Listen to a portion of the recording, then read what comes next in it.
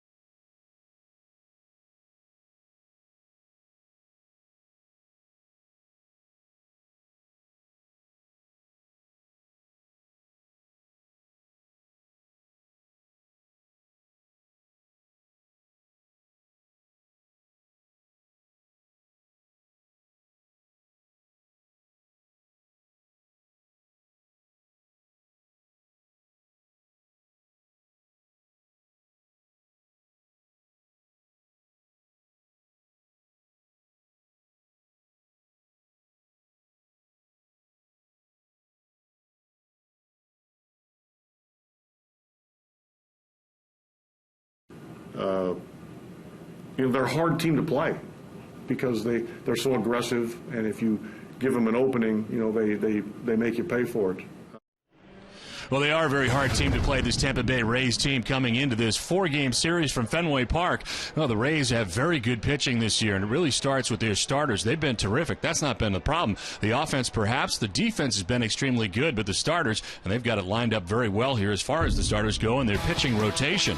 The Rays starters have posted 62 of the team's 82 wins this season and rank in the top 5 in Major League Baseball in nearly every category. They pitched more innings than anyone in baseball. 21 and a third innings in this series. They will reach 1,000 for the season. They have the third best ERA in baseball behind only the Phillies and Giants, and have the second best opponent average, trailing only San Francisco. Against Boston, Rays starters have lasted at least 8 innings in 5 of their last 6 games. Well, the manager of this Tampa Bay Rays team is Joe Maddon. Heidi Watney had the chance to catch up with Joe. Well, Don, the Rays were 9 games out of postseason contention on September 3rd. No team in MLB history has been able to overcome that deficit. But since then, after a weekend sweep of the Red Sox, the Rays have cut that lead to 4, and their manager, Joe Maddon, believes they can eclipse the Red Sox. My thoughts are it's possible. It's possible. We lost 2 tough games in Baltimore that did not help at all, but it's about tonight anyway, and we weren't going to win all of our games the rest of the way either. So it's a head-to-head matchup right now. Obviously, these games count even a little bit more. It'd be nice to hopefully take 3 out of 4. We're almost in a position we have to do something like that. But even having said that, for me, it's about 1 game at a time. I want us to win tonight's game, and then we'll think about tomorrow's game then. But yes, it's possible. Now, Maddon also said, obviously, the team knows how critical this series is, but they are still loose. He said they have to stay relaxed and have fun. He doesn't want any additional scouting reports or guys poring over notes about what Kyle Weiland has. He wants them to just go out and play the same way they have all season. He said he isn't giving any speeches in the clubhouse, but he did make sure to turn the music up so they're having fun. Don? The Rays rookie Jeremy Hellickson is on the mound, 12-10 with a 2.96 earned run average. First pitch from Fenway is coming your way next.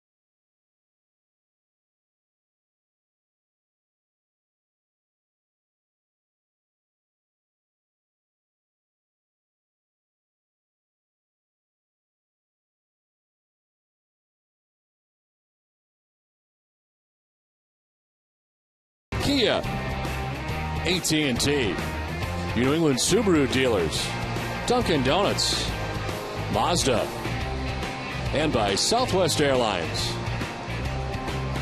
Good evening once again, everybody. The Red Sox and Rays are ready to go. The Red Sox have taken the field tonight, so let's check out the visiting Tampa Bay Rays starting 9. Desmond Jennings is in left field. He leads it off with B.J. Upton in center. Evan Longoria at third base, bats third with Ben Zobrist at second base. Johnny Damon is the DH, batting fifth with Matt Joyce in right. Casey Kochman at first base had a very good year. He bats seventh. John Jaso does the catching eighth. And Reed Brignac is at shortstop. He bats ninth. The starting pitcher is brought to you by McDonald's, and it's Kyle Weiland as he makes start number 4 of the year, appearance number 5. He is 0-1 with a 6.75 earned run average. In 16 innings, he's given up 21 hits. Opponent's sitting at .323 against Weiland. He has made starts 2 against Baltimore and last time out against Tampa Bay. 4 innings, giving up 6 hits, 3 runs against this Rays team first time around. The Red Sox defense is brought to you by Jordan's Furniture. They are third in the American League. Kevin Youkilis will be at third base. Marco Scudero, the shortstop. Dustin Pedroia at second. And Adrian Gonzalez, the first baseman, left to right. Kyle Crawford, Jacoby Ellsbury, and Josh Reddick. And Jared Saltalamacchia are doing the catching for Weiland. Umpiring crew tonight, Bob Davidson has the play calling the balls and strikes. Hunter Wintelstead at first base. Brian Knight at second base. And Jerry Lane is the crew chief. He's at third. We're available. This telecast can be heard in Spanish by selecting the SAP button on your television remote. Enjoy the game. Buenas noches, amigos. First pitch from Kyle Weiland. This is for ball 1, and we are underway. Certainly a hint of fall in the air here tonight, and it is very dark already as this game starts tonight from Fenway Park. This is a swing and a miss for Desmond Jennings, and it's 1-1. Pretty good rain shower came through here this afternoon. Didn't last very long, but certainly cooled things off. 66 degrees, a breeze from left to right currently, and a chance for more showers as the night progresses. Slowly hit down third baseline. Youkilis has got it on the run. The throw in time. Nice play by Youkilis with a speedy Jennings retired. Now Youkilis deciding to play that while it was in fair territory instead of letting it go and hope that it goes foul. See, it bounced back a little bit to Youkilis' left. That convinced him it was going to stay fair, so he makes the play at first base to get the out. So one down here in the first inning for B.J. Upton. 234 season for Upton, but the power numbers, 20 homers, 71 runs batted in for the Rays center fielder. Aggressively jumping on that first pitch. Well, the Rays had a chance to get a little closer with the Red Sox loss yesterday. They played in Baltimore last night and lost. Did not help Joe Maddon's cause here at all. Had a chance to come into this series just 3 games back of the Red Sox, but as it stands now, the 4-game pad remains into this 4-game series. I got to admit, pretty surprised looking at the Tampa Bay Rays, even where they are right now, based on the amount of changes they had. They lost their entire bullpen coming into the season that they had a year ago. Those guys like Carlos Pena, I mean, you just didn't expect them to be where they are now. Swing and a miss, and Upton, as they climb the ladder on him, strikes out, 2 down. I agree with you, Don. It's pitching and defense. That has been the key for him all season long. Weiland goes up and out of the strike zone with a fastball to pick up his first strikeout of the night. They were without Carl Crawford, of course. We know where he went. But a much different looking Rays team. And the Rays hanging in there with 2 outs in the first inning. Evan Longoria is the batter. That's out of the 3 spot for Joe Maddon. And takes strike 1. 239, 26 home runs, 85 runs batted in for Longoria. The average kind of jumps out at you. One of the game's best players. This is popped up. Foul ground for Adrian Gonzalez. Kyle Weiland has an 8-pitch, 1-2-3 first inning. The Red Sox are coming up.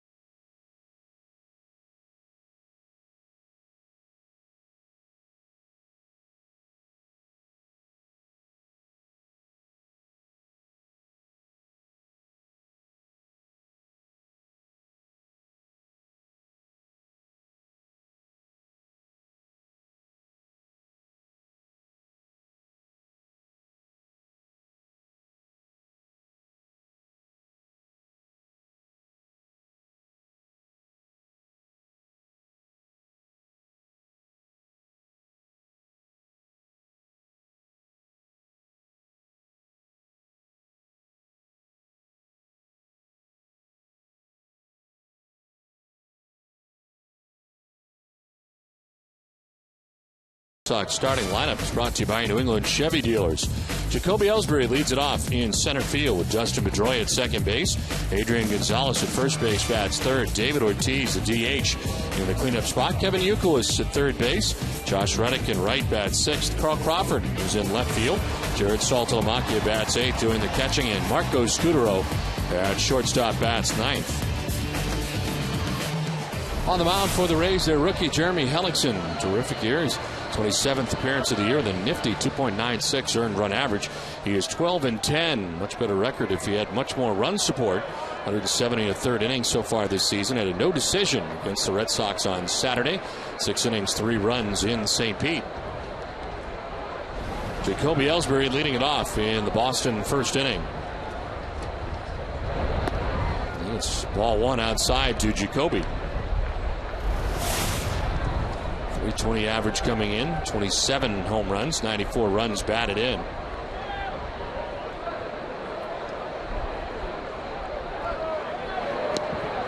That'll miss, and it's 2-2 to Ellsbury. One thing we know about Hellickson, when we've seen him a couple of times, he's got a very, very good changeup, and he's not afraid to use it.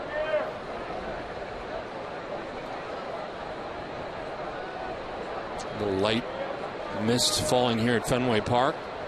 This game starts here in the bottom of the first inning. 2-0 pitch. It's fouled back, and it's 2-1. 103 the temperature gauge. Jacoby Ellsbury coming in 8 for 18. 2 homers, 4 RBIs in his last 4 games.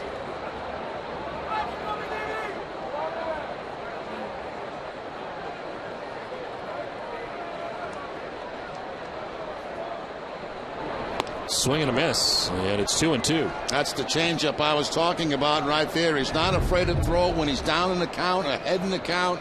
You'll see a lot of those tonight from Hellickson. He's 24 years of age, making his 27th start. He's got Ellsbury, Pedroia, and Gonzalez to deal with here in the first inning. 2-2 is to center field. B.J. Upton back a few steps, puts it away for out number 1. The Tampa Bay defense, they're first in the American League. Only 67 errors on the season. Evan Longoria at third base. Reed Brignac, the shortstop. Ben Zobrist at second, and Casey Kochman, the first baseman. Left to right, Desmond Jennings, B.J. Upton, and Matt Joyce. And John Jaso doing the catching for Hellickson. 1 down in the first inning for Dustin Pedroia.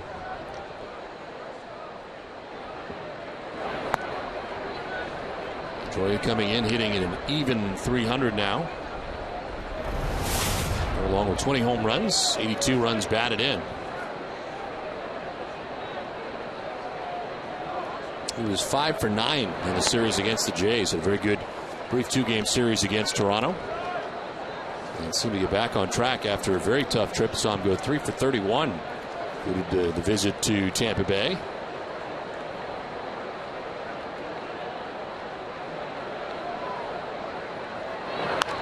On the ground foul towards the end of the Rays dugout. Rain starting to fall a little harder now.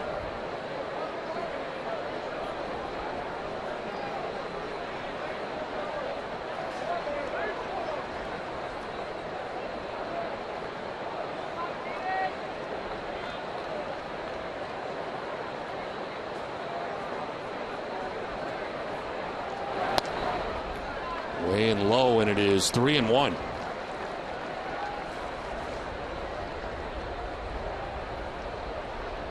Hellickson, the only rookie starter to beat the Red Sox at Fenway Park this season.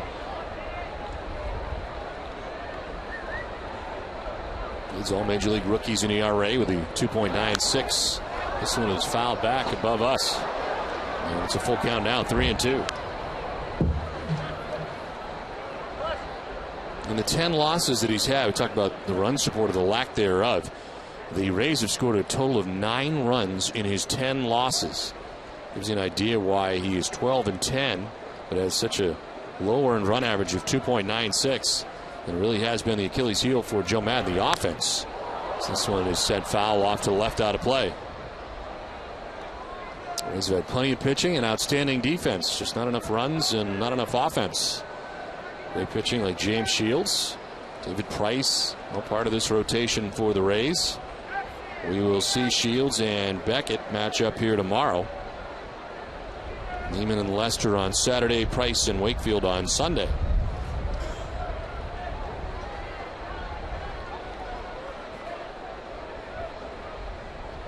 Three-two pitch. Pedroia on a broken bat pop-up. It sends Brainiac out. In comes the left fielder Jennings. And there's 2 down in the first inning. Has that change up again, this time toward the end of the bat of Dustin Pedroia. Broken bat, but it hangs up there long enough for Desmond Jennings to come in from left field and make the play. You see the off-balance swing on the off-speed pitch by Dustin Pedroia. 2 down. Adrian Gonzalez coming up as part of our key matchup. Brought to you by New England Honda dealers. Adrian 2 for 6 against Hellickson with a triple and a home run. He's knocked in 3 runs and on base 5 of 9 times. And good to see Adrian back in the lineup. Left the game yesterday with tight calf after the home run that he hit here yesterday. Back in the lineup tonight, hitting at .340. Home run yesterday. He is 26th of the year. 110 runs batted in for Adrian Gonzalez. This one's slap foul. Oddly, it was his first home run yesterday since July at Fenway Park. It's been a while in between home runs.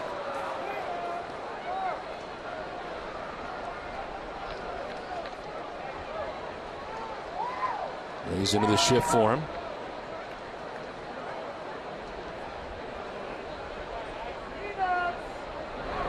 Gonzalez takes the strike, and it's 1-2. Breaking ball that time from Hellickson. Keeping the breaking ball away, everything away from Gonzalez so far in this at bat.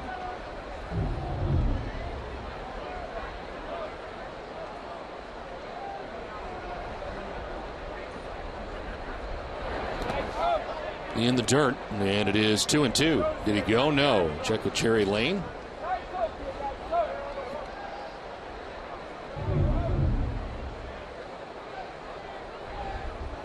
Did not go. Good call by Jerry Lane down at third base.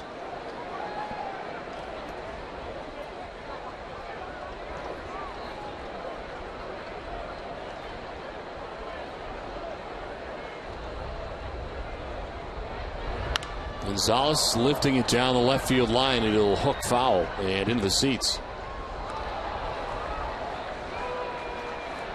Leads the majors in average to start the night, hitting at .340. Leads the majors in hits, total bases.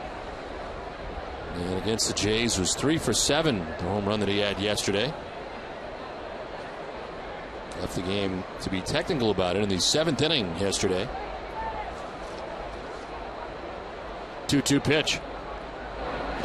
In the dirt, full count.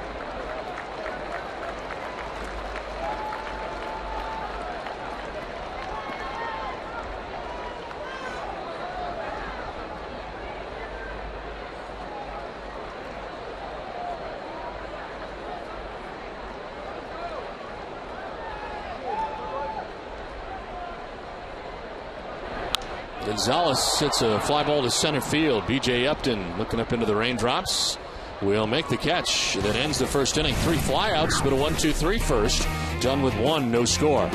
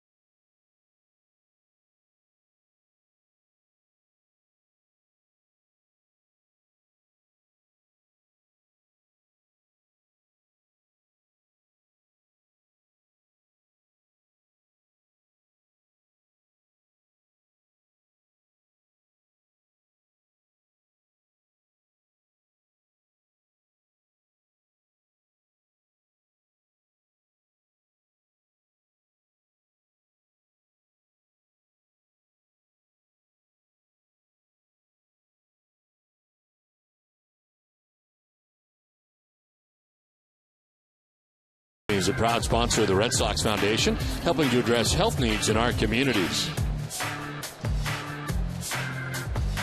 Still raining here at Fenway Park, lightly at the moment. As we head into the second inning, Ben Zobrist leading it off and taking ball one. Zobrist, the second baseman for the Rays, at .270, 15 home runs, 82 runs batted in. Kyle Weiland had a 1-2-3 first inning on 8 pitches.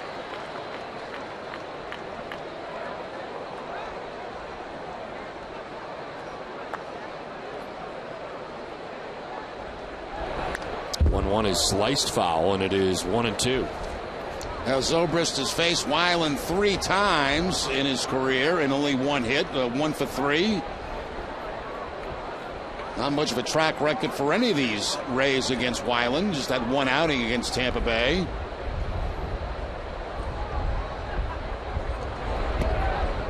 Outside, it evens at 2-2. Weiland, who made his major league debut on July the 10th against the Baltimore Orioles, a no decision. And then on the 19th, he would pitch again against Baltimore. Took the loss in that outing. 6 innings, 3 runs. Then went a long time as the Red Sox did not use him as a starter again until the 10th of September. And in that outing against these Rays, he went 4 innings, giving up 3 runs. And of course, that game ended up in extra innings. Saltalamacchia and Ellsbury each homering. The Rays eventually won the game in walk-off fashion, as Weiland not part of the decision. So just 1 decision. He is 0-1 coming into tonight's action, into his 4th major league start.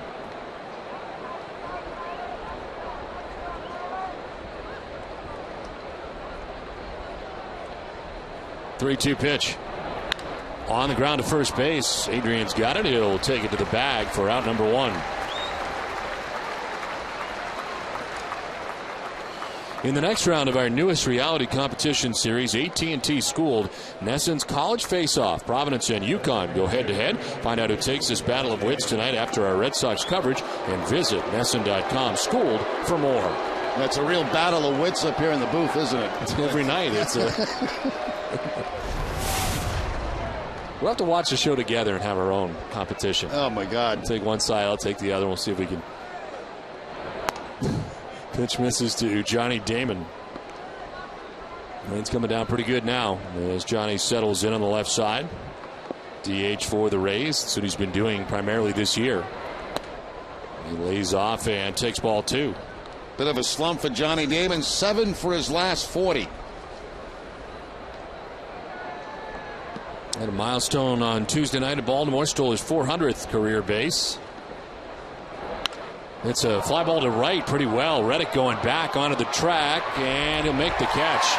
Swung around at the right time to make the grab after he got back onto the dirt of the track. 2 down. Yeah, it looked like it had a chance when it left the bat of Johnny Damon, but Josh Reddick back with it to the warning track and almost to the wall to make the catch. Reddick was still a couple of feet before he got to that right field wall in front of the bullpen. 2 down here in the second inning, and it brings up Matt Joyce. 280 with 18 homers, 66 runs batted in. And takes ball 1 outside.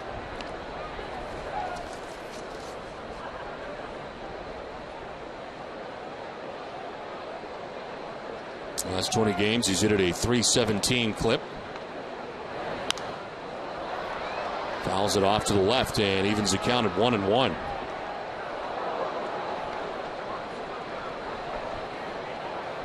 Joyce, 27-year-old, making his first All-Star team. He was selected by the players in the player vote. He's 1 for 2 in the All-Star game and got a 9th inning single off Pirates closer Joe Hanrahan in the All-Star game.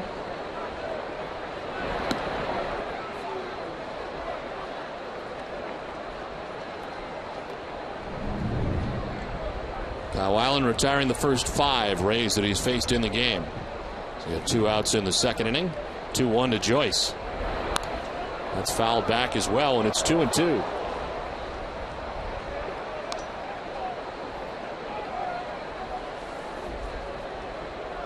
on the Red Sox 5th pick, 108th overall in the 3rd round of the 2008 first-year player draft. And 1 season at each minor league level.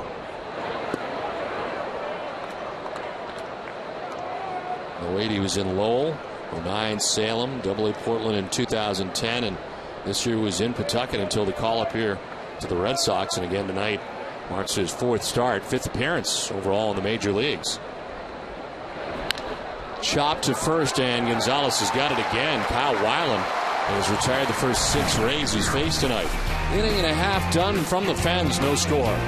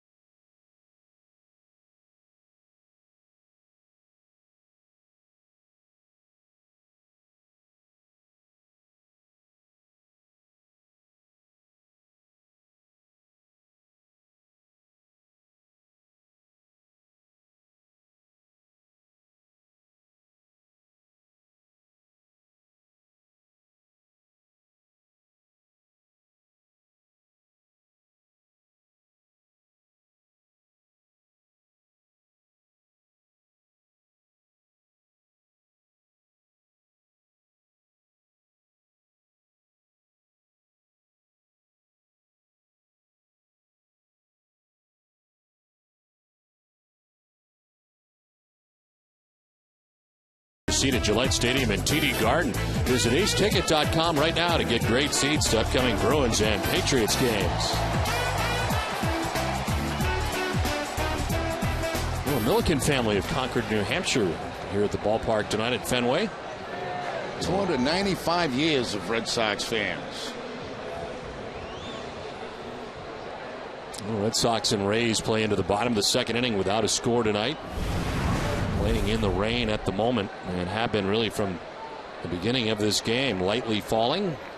David Ortiz, Kevin Youkilis, Josh Reddick in the inning. Good to see David Ortiz back for the Red Sox. And back spasms keep him out of the last 2 games. Here's a liner down the right field line.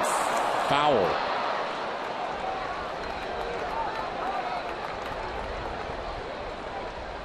Line shot by David Ortiz, taking a track toward that pesky pole, but goes into foul territory. He's got 39 home runs in his career against Tampa Bay. He's got 29 home runs this season. .313 average, 92 runs batted in.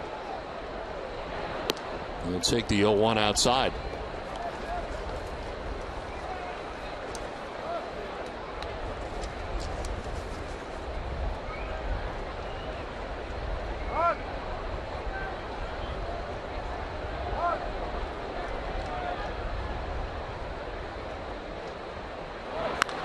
Lined over the shift and into right. Matt Joyce over to play it on the track. Ortiz will pull it up with a long single. And Dave with some pretty good swings there. The back's got to be feeling all right. He's at first, the leadoff single. Yeah, that's certainly a good sign for the Red Sox. Solid contact twice by Ortiz. He cleans out that inside fastball that time and puts it over the head of the shift. Ben Zobrist at second base. Played in the corner by Matt Joyce and keeps Ortiz to the single at first base. So lead runner on here in the second inning is Kevin Youkilis is coming up. 259, 17 homers, 80 runs batted in for Youkilis.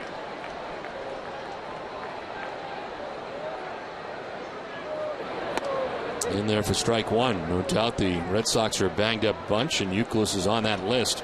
Playing through pain. The hip has been a problem. The sports hernia an issue, one that he'll have to deal with at the end of the year. But in the meantime, he continues to play on a daily basis. One pitch is in the dirt. It's 1-1. Heidi Watney will get us caught up on the rest of the injury updates. As Youkilis bats with Ortiz at first and nobody out here in the bottom of the second inning.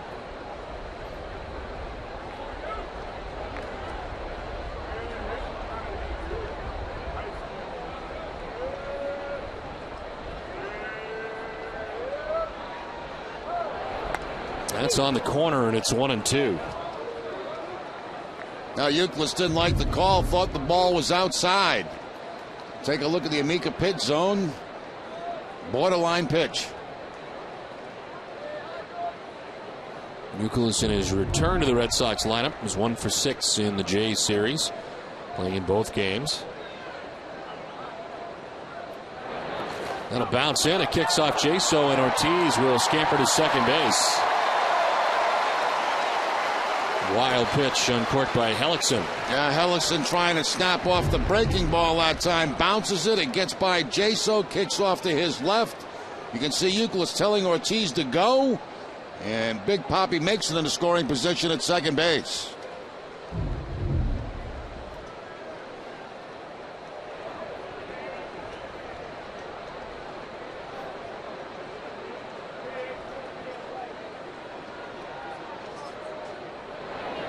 Two missing, down and in, and it's a full count now to Youkilis.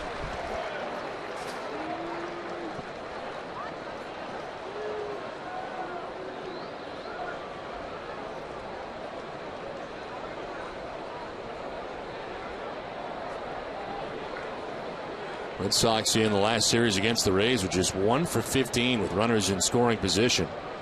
The first opportunity of the night, and Youkilis is down on strikes. Let's send it down to Heidi. Well, Don, I do have some updates on some injured Red Sox players. Clay Buchholz threw off a mound for the first time in his rehab today. He threw a short bullpen session and will have a full bullpen on Saturday. So far, everything has gone great for Buchholz, who told me he is still targeting pitching in a game in the last series of the regular season against Baltimore. Eric Bedard played catch again today. No real timetable for him to return, but Terry Francona has said once his lat feels better, he won't need much time before he can pitch in a game.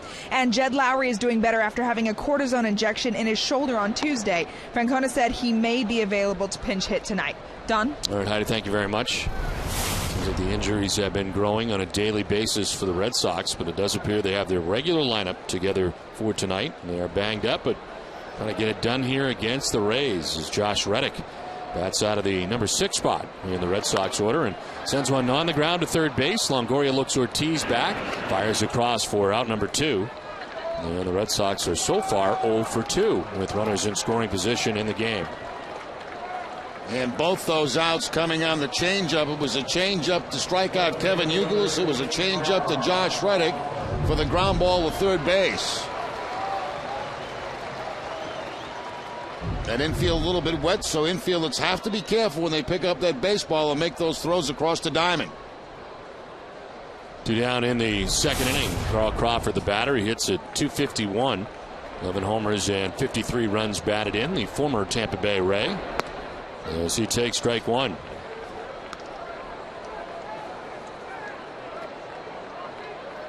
Crawford was 2 for 8 in the series against the Blue Jays. But a quiet day yesterday, going 0 for 4 in the series finale, and the Red Sox losing the last game of the series. Gets the arms out of the way and takes ball 1.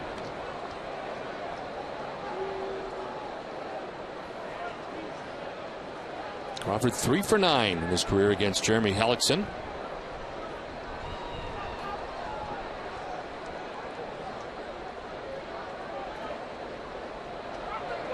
Time called. They're going to call a balk is what they're going to do. And Ortiz will be given third base. Now let's see what Hellickson does. Is it a question of not stopping? Coming to a complete stop? Oh, yeah, a little flinch right there. You can see the flinch toward home plate, the hesitation, then the pitch. And that, of course, is a balk. So 2 down. David Ortiz 90 feet away. Carl Crawford, the count of 1-1. And a swing and a miss. 1-2. Pitch down and in. Breaking ball again here from Hellickson. Pretty good snap on it. As it breaks down and out of the strike zone, Crawford chases it.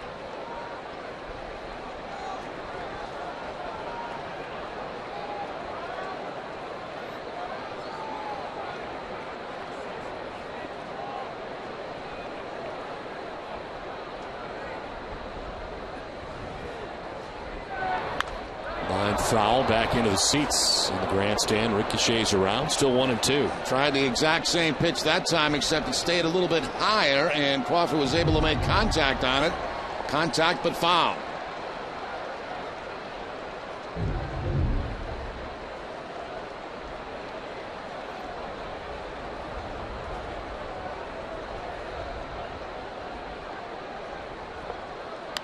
Crawford will pop it up. Foul ground. Longoria going as far as he can, and he will not have a play.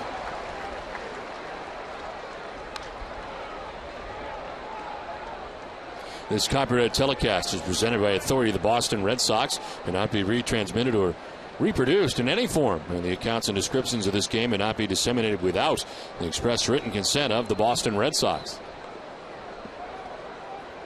David Ortiz singled. He took second on a wild pitch, got to third on a balk. Euclid is striking out, Reddick grounding out, and there's a 1-2 that is just outside. 2-2.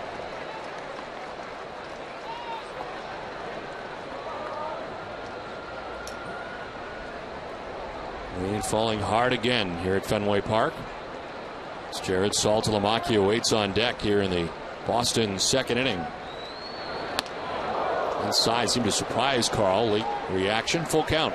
A change up away. Fastball back inside. Backs up Crawford. Trying to hit the inside corner with that fastball. Third full count in 7 batters for Hellickson. 3-2 to Carl Crawford. Crawford will pop it up in the infield. From second comes Zobrist. He will backpedal and make the catch that ends the inning. So the Red Sox strand Ortiz. We're through 2 from rainy Fenway without a score.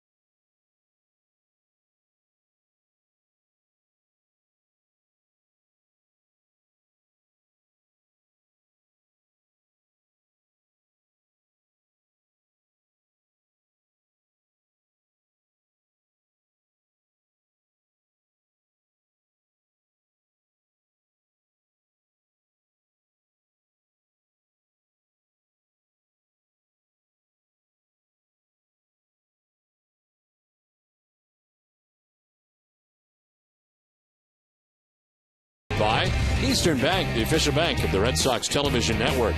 Commitment, compassion, and love of the game. Find out what we're made of at easternbank.com. Wet, rainy night at Fenway Park. It seems to be getting worse. These fans are all bundled up and trying to stay dry. It's to the third inning we go, and Casey Kochman, who leads it off for the Rays. It's been a terrific first 2 innings for Kyle Weiland.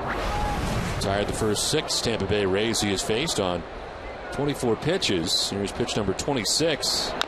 And it's chopped towards second. Pedroia in the backhand against the grain. Off balance. Gets it there. Nice play by Dustin Pedroia for out number 1.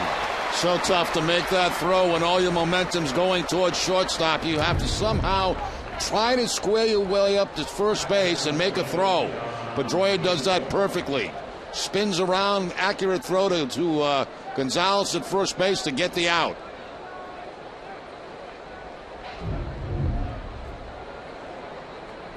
One down here in the third inning. John Jaso is coming up. 225 hitter is Jaso. 5 homers. 27 runs batted in. Up and away on a fastball.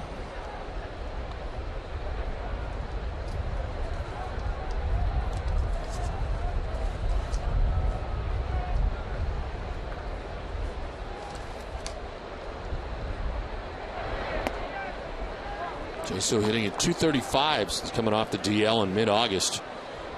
Came back on August the 19th. Then a 3-run home run off John Lackey when the Red Sox were in Tampa Bay. 2-0 pitches in there for a strike. 2-1.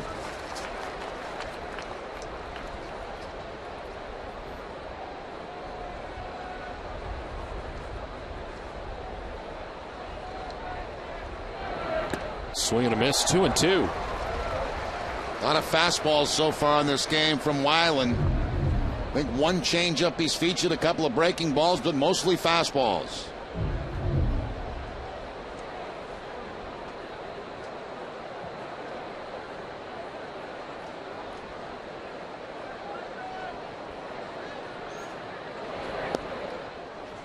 Full count now to John Jaso. With Reed Brignac waiting on deck. Jaso has enjoyed friendly confines of Fenway Park and his visits here, hitting at 348.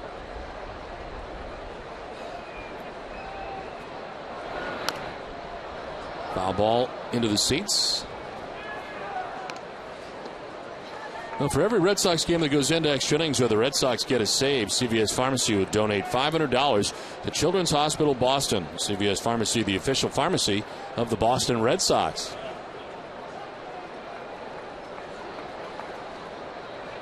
3-2 to Jaso. Is in the air to left. Crawford going back, looking up, and it is high off the wall.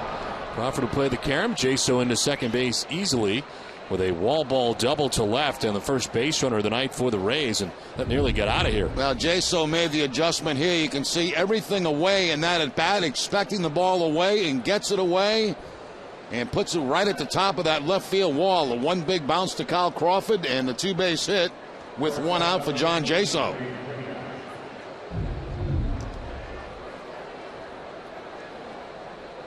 So 1 on, 1 out, and Reed Brignac coming up, batting out of the number 9 spot for the Rays. Brignac at 200 with a home run, 14 runs batted in.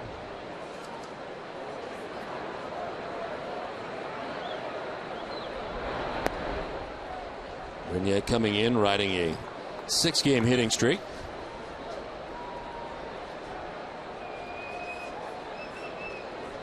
Look at the numbers during the streak for Brignac.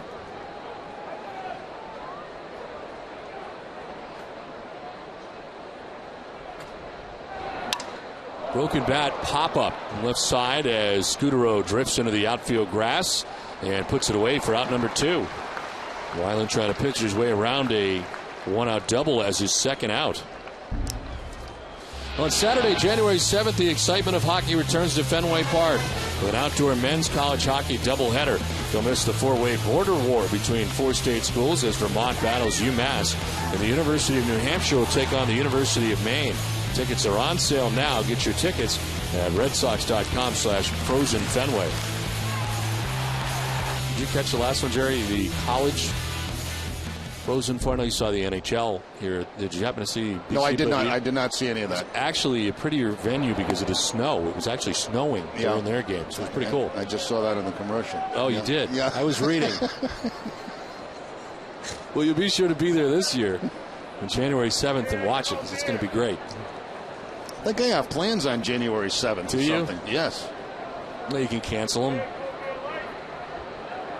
Desmond Jennings bats with 2 outs and a runner at second.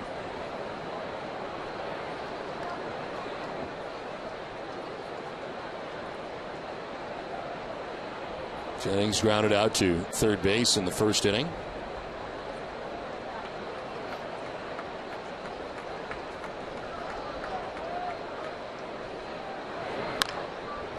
Chops it foul to the end of the Rays dugout.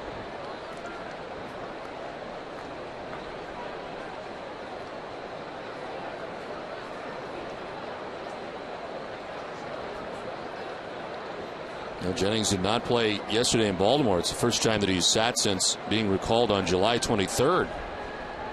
Started 47 games overall since he had come up, but had yesterday off. He's been struggling lately, hitting at 138 in the last 14 games. Head here 3-1 at the moment.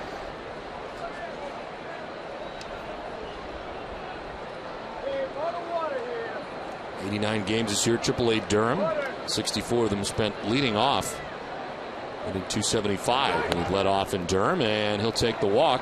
First walk given up by Weiland comes with 2 outs here in the third inning.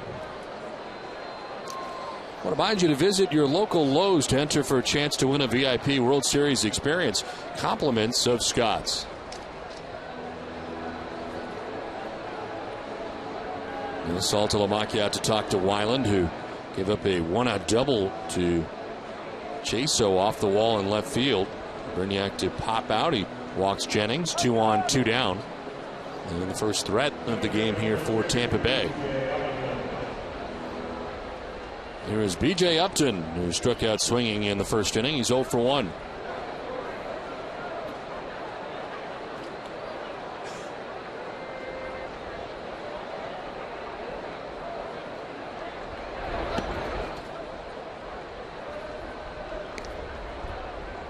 Eight batters in a row that Kyle Weiland has started off with a ball.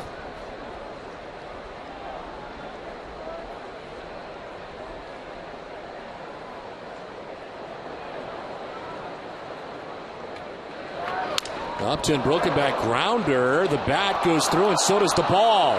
Around from second base comes Jaso. He'll score. No doubt the bat was the problem. Scooter had to get out of the way of the bat, and in the meantime, the ball trickles through into left, and it is the Rays who take a 1-0 advantage. I don't think I have ever seen that before in an infield where the bat has actually been that big of a distraction to cause the ball to go through. There goes the bat. You can see Scudero getting out of the way of that. The ball goes through at almost the same time, and the run comes across. Trying to focus as hard as you can on the baseball, but then the bat's right at your foot. That's got to be a base hit. It is, and it is an RBI for the Rays, who take a 1-0 advantage. First and third now at 2 down. Weiland's able to break the bat of B.J. Upton, get him to ground, but cannot get him out in the end. And now Evan Longoria's got a chance as he takes the breaking ball for strike 1. We've seen bats shatter and go all over the infield, but I haven't seen one that's caused a play like that. Where the bat precedes the ball. And he tried to get out of the way of it while making the play, couldn't do it. The one fouled off. That hurt, and it's 0-2. One more look at the Scudero play. As you can see, the bat getting to him just about the same time as the baseball. Which one do you feel? You try to feel the baseball, but he couldn't. Longoria's got the protected padding on. Looks like he hit right off that padding. Still hurt.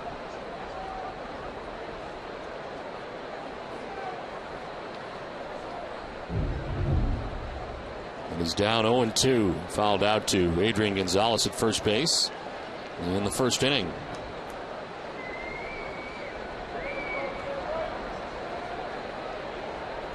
Jennings at third, Upton at first, 2 down, and a check on Upton, and he's back to the bag. B.J. Upton at first base, 29 steals on the season in 38 attempts.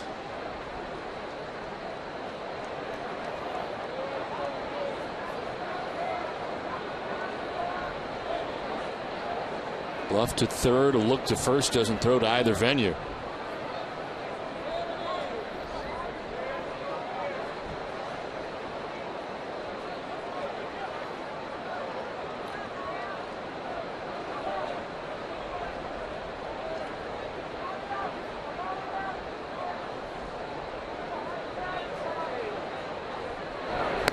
It's up high, 1-2. Weiland, who retired the first 7 Rays that he faced, 3 of the last 4 have now reached, and a run is in for Tampa Bay as they bat here in the top of the third.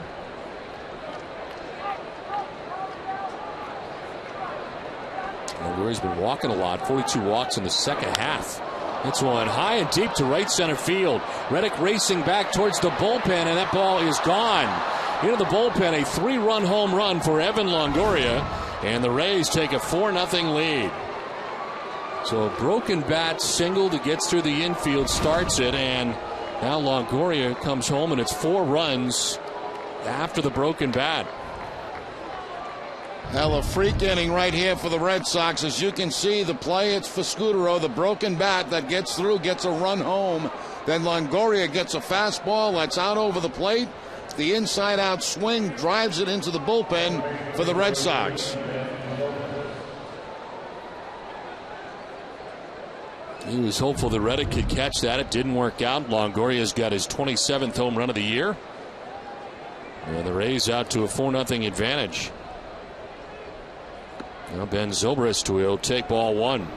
Grounded out to first base in the second inning.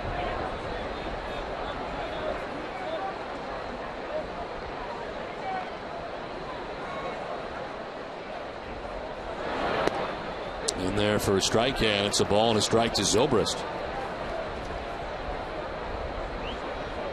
He is 2 doubles shy of the Rays' all-time single-season record, club record. Aubrey Huff has the record, 47 back in 2003. He is tied for first in the majors with 45 doubles on the season, along with Kansas City Royals left fielder Alex Gordon. Not the way Terry Francona wanted to start this series, as the pitch misses outside, and it's 3-1. Now, this is certainly a team you don't want to be behind because their pitching is so good.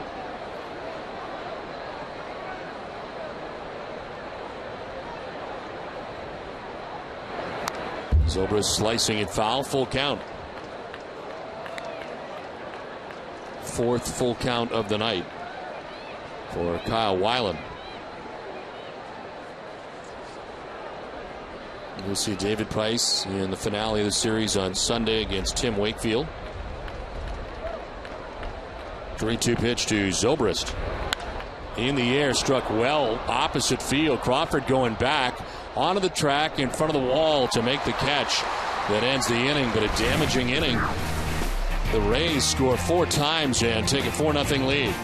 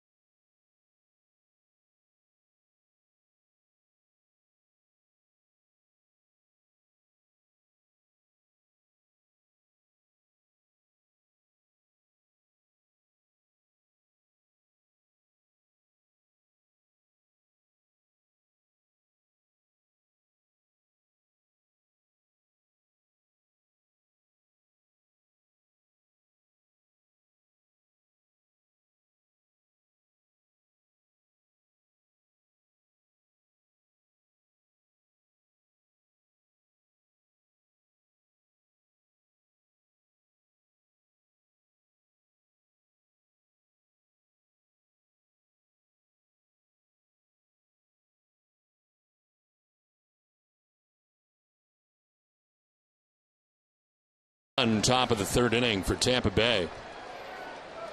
All the runs off Kyle Weiland. And the Red Sox have work to do as they come to bat here in the bottom of the third inning. Jared Saltalamacchia leads it off and takes ball one. Saltalamacchia hitting .249, 16 homers, 55 runs batted in. Jeremy Hellickson with a 4-0 advantage. We talked about the lack of run support that he's received on the season, especially in his losses. 9 runs in the 10 losses that he has on the season. Now he's got a 4-0 lead, which to work here in the third inning. Saltalamacchia will take ball 2.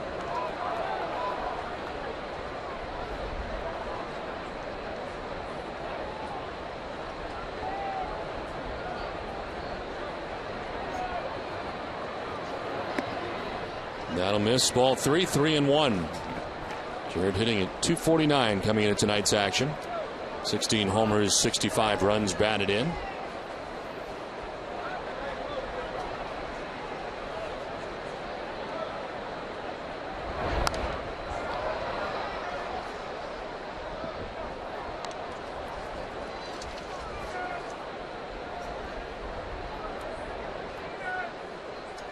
Marco Scutaro waiting on deck. Then we'll see Jacoby Ellsbury in the bottom of the third inning. Works out to be 8, 9, and 1. And the Red Sox batting order tonight. And the shift is on here for the Rays. Ben Zobrist in short right. Swing a foul tip off of John Jaso. Back-to-back fastballs from Hellickson. A 3-1 fastball that Saltalamacchia fouled off. Also fouled off the 3-2 fastball. It's the 4th full count in 8 batters for Jeremy Hellickson. Goes up to 44 pitches. He is 3-2. Is lined a foul ball. Indication very close. It's on the right field line. First base umpire Hunter Wintelstead got a good look. It was right by Wendelstedt down there at first base, as we can take another peek, and just barely in foul territory. No chalk coming up on that on the grass part of the field.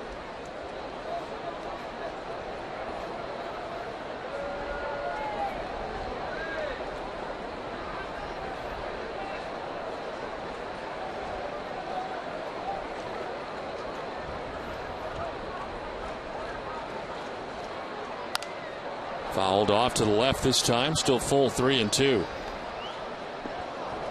9th pitch of the at-bat coming up to Jared Saltalamacchia, who leads it off here in the third inning.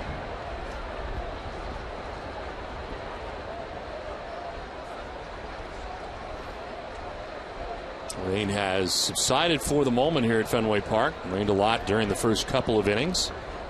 Here's a 3-2. Another foul ball for Saltalamacchia. His at-bat reaches double figures in pitches.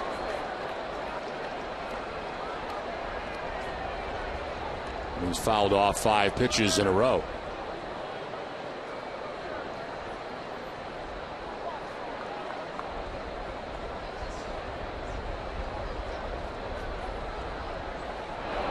And he'll take the walk down to first base. Good at bat for Saltalamacchia. Red Sox certainly need base runners, and here's a walk to begin the third inning. What is Boston's greatest sports moment? Now is your chance to help us find out. Visit NESN.com/Nissan. Vote for Boston's greatest sports moment, presented by New England Nissan dealers. Lead runner on in the third inning. Marco Scutaro coming up. Marco at .291, 6 homers and 49 runs batted in. In September, Scutaro has hit at .429. He was 18 for 42 in the month so far. Tops among all major leaguers with 50 plate appearances. And he's second in the majors in the month with 16 RBIs. Jim Hickey taking a look at the pitch count, which is up to 49 right now for Hellickson. A little high at this point of the game for Hellickson. Marco Scutaro at 91 degrees on our temperature gauge. Brought to you by Baseball Info Solutions and Bill James.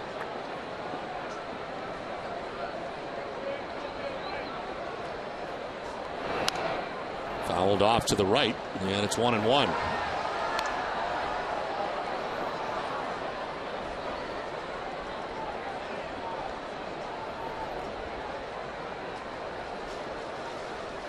Look at the numbers for him in September at .429.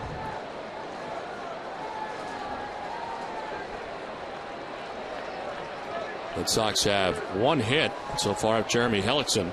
A single by David Ortiz to begin the second inning. David would be left at third base to end the second as Carl Crawford popped out. And the Rays go on to score 4 times in the very next inning. Here's a 1-1 to Scudero. And it is by the dive of Brignac into left. Up to second base goes Saltalamacchia on the single by Marco Scudero. Continues to be hot. 6 for his last 11 now is Scudero as he gets that fastball from Hellickson and takes it by the dive of Reed Brignac at shortstop. So the Red Sox trying to come back and get some runs of their own here in the bottom of the third inning. He's now hitting at .442 in the month of September. Stands at first with nobody out, 2 on, and Jacoby Ellsbury coming up.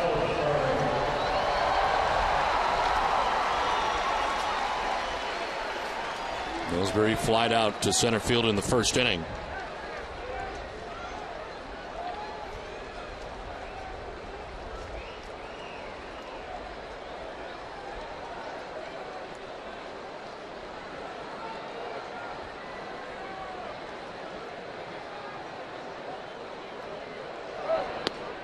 As he takes ball 1 down and in.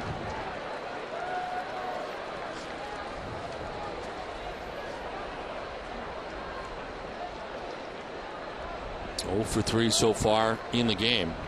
The Red Sox with a runner in scoring position.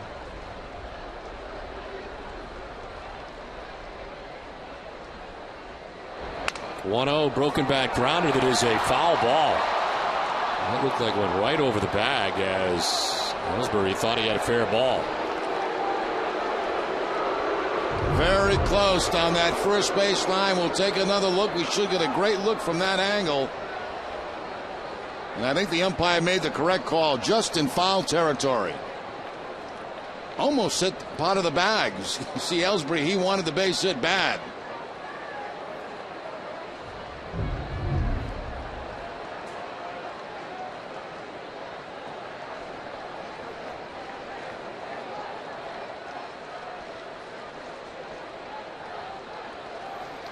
One ball, 1 strike.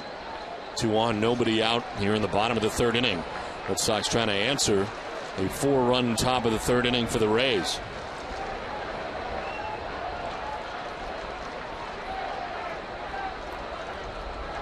Ellsbury takes the strike. Fastball 1-2.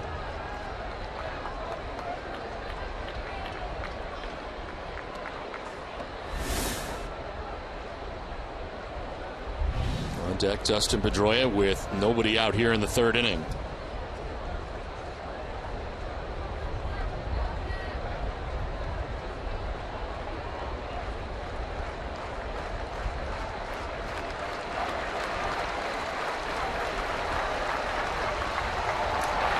Ellsbury a grounded foul. Then I'll get up into the seats. Still 1-2. Well, Red Sox Nation, if you need medical care at Fenway Park, visit the Beth Israel Deaconess First Aid Stand behind Section 12. Beth Israel Deaconess Medical Center is the official hospital of the Boston Red Sox. Visit them at bidmc.org. A walk for Saltalamacchia, a single for Scudero, 2 on, nobody out. And a 1-2 pitch coming up here to Jacoby Ellsbury. Ellsbury hits a fly ball to medium depth left. Desmond Jennings makes the catch for the first out of the inning. It's time now for the Kettle One honorable moment. On July 17th in St. Pete, the Red Sox and Rays were locked in a scoreless tie. After 15 innings, Dustin Pedroia singled home Josh Reddick in the top of the 16th inning, helping the Red Sox capture the 1-0 victory in their longest game of the 2011 season. Tonight's honorable moment is brought to you by Kettle One. So 1 out, first and second for Dustin Pedroia. He flied out to left fielder Desmond Jennings in the first inning. He's 0 for 1. As Pedroia takes strike one.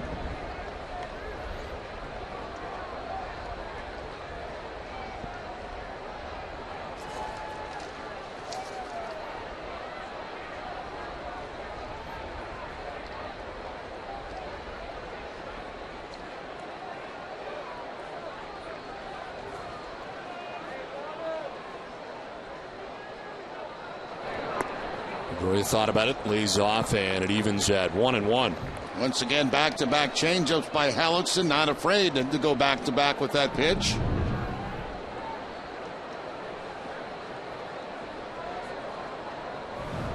Saltalamacchia at second base.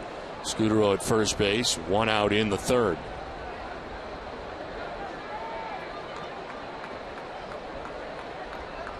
Pedroia rips this back into the seats. Out ahead. Out ahead of another changeup. That's 3 in a row he's thrown Dustin Pedroia. This one stays inside. Pedroia rifles it, but foul.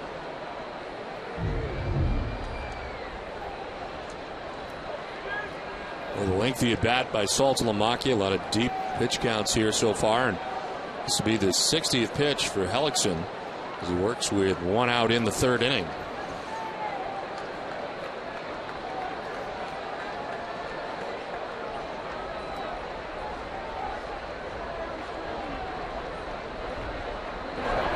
This will get through Jaso, and everybody moves up. Saltalamacchia to third, Scudero to second with 1 out.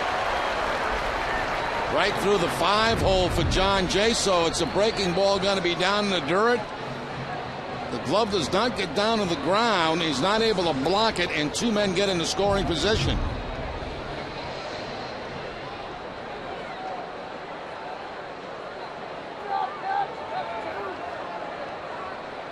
So second and third now with 1 out. And Pedroia has worked to count even here, 2-2.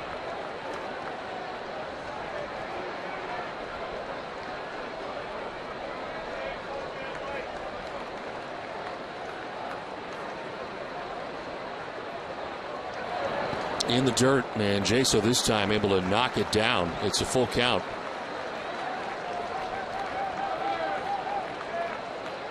Hellickson coming into his 27th start of the year, 12-10 with a 2.96 earned run average.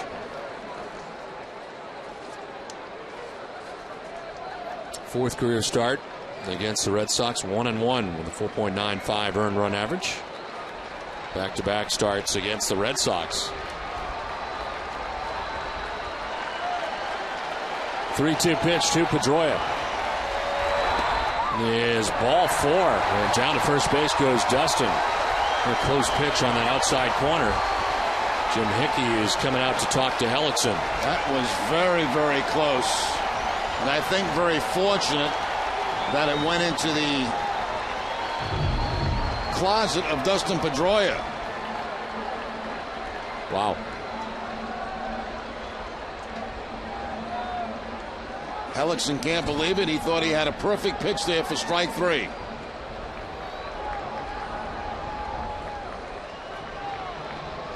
And that's a strike, says Joe Madden.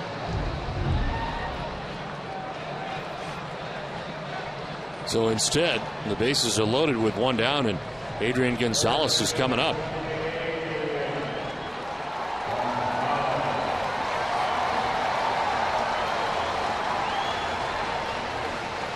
Bases loaded. Adrian flied out to center field in the first inning. About to be the 63rd pitch for Hellickson. 63 pitches got him through 4 innings last time against the Red Sox. Here he is in the third with 1 out.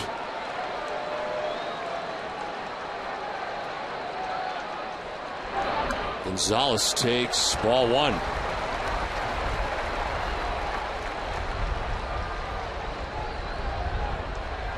Adrian 4 for 13 this season with a walk. With the bases loaded, he bats this time with Saltalamacchia at third, Scudero at second, and Pedroia at first with 1 out.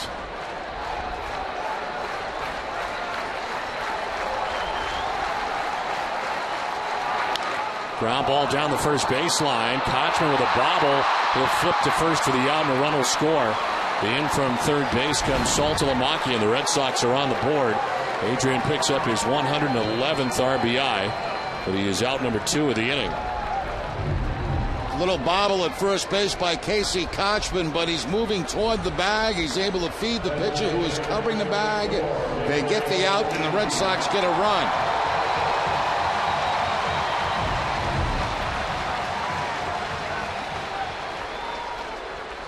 Kochman at first base only has 2 errors all season. Adrian Gonzalez for the Red Sox only has 3 errors all season. With first base open, they'll put Ortiz on. It'll be the 3rd walk of this inning for Hellickson. First of the intentional variety, and they'll take their chances with Kevin Youkilis.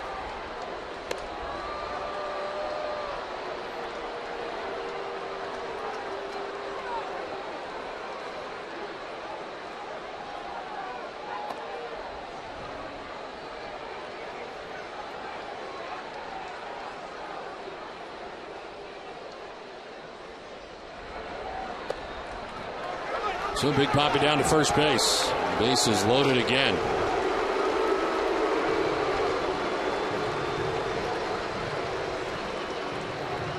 Youkilis struck out swinging in the 2nd inning. Only strikeout so far tonight for Jeremy Hellickson.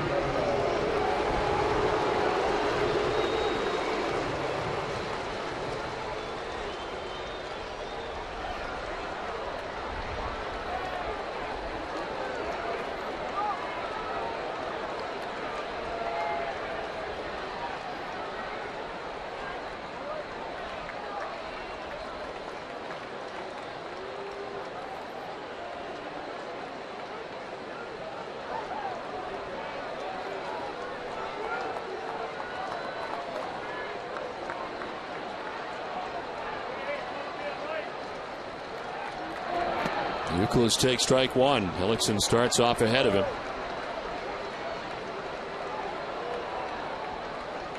This is loaded, a .296 hitter, 1 grand slam in his career. Scudero at third base, Pedroia at second base, Ortiz at first. Pitch 70 for Hellickson coming up here in just 2 2/3 innings.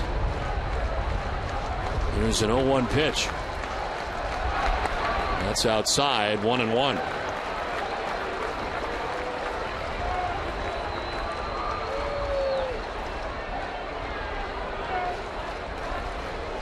Remember, back on June 15th, Hellickson intentionally walked Adrian Gonzalez to get to Youkilis. Youkilis that time hit a 3-run home run off Jeremy Hellickson. He only runs in a 3-0 Red Sox victory.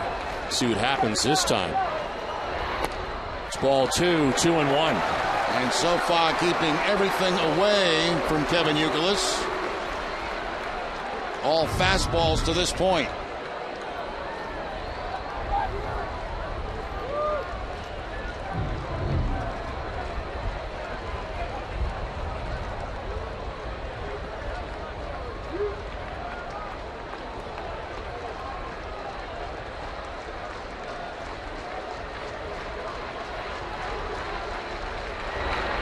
Swing and a miss, and it's 2-2.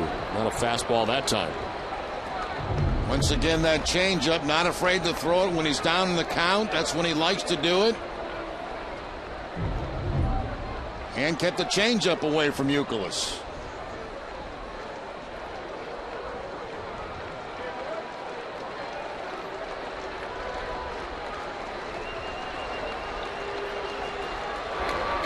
This is away, and Jaso's got to go to the backhand to get it. Sprawling to grab it. Full count now. Everybody will be on the move. 6th full count for Hellickson as Fenway stands as 1.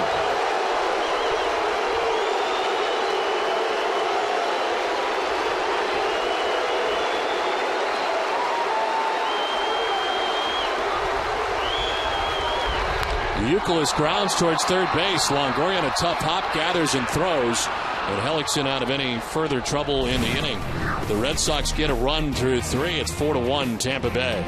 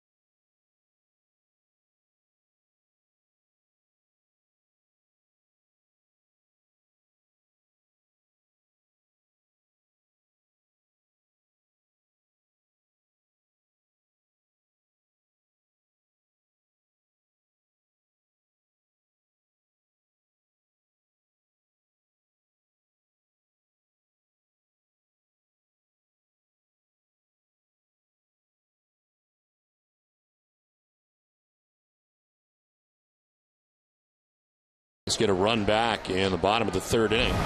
Johnny Damon shows bunt, then jumps back out of the way. There is action in the Red Sox pen. Trevor Miller, left-hander, warming up. As Kyle Weiland starts this fourth inning. Miller very familiar with the Rays, a two-time Tampa Bay Ray, as he warms up in the Red Sox pen. Johnny Damon flied out to the warning track in right field. Put a charge into one in the second inning, but was retired by Josh Reddick. Kyle Weiland retired the first 7 Tampa Bay Rays he faced, but second time through, a much different story. Rays got to him for 4 runs in the third inning. And he walks Johnny Damon to begin the fourth inning. Then a 24-minute wait. And has walked the first batter that he faces here in the fourth inning. As Kurt Young visits the mound, it is time now for tonight's AT&T trivia question. On this date in 1979, which former Red Sox became the first player to hit for the cycle in both leagues? We'll have the answer for you a little bit later.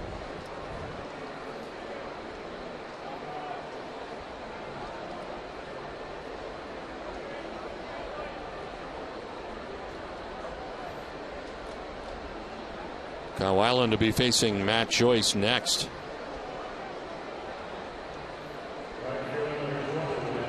Joyce grounded out to first base in the second inning. He's 0 for 1.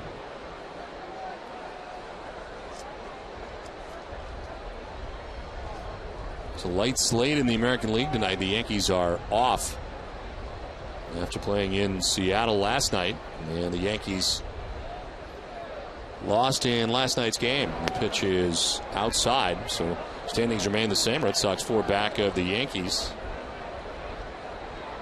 and 4 ahead of these Tampa Bay Rays, who have a 4-1 lead in game 1 of this 4-game series.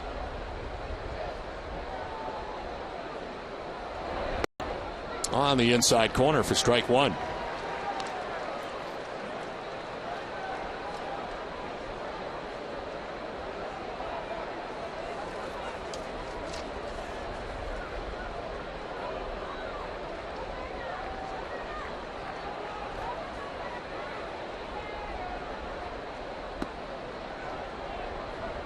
Two balls and a strike to Matt Joyce. Now Johnny Damon at first base, 15 steals on the season. A hit and run count right here. 2 balls and 1 strike.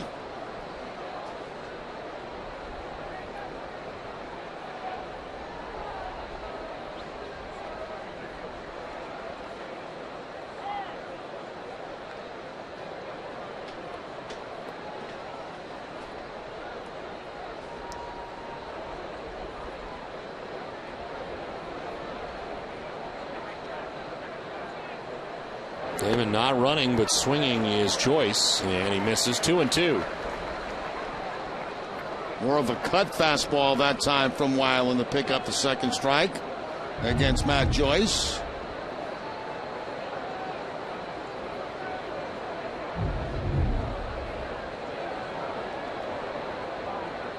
Throw over, and Damon's got a dive back this time.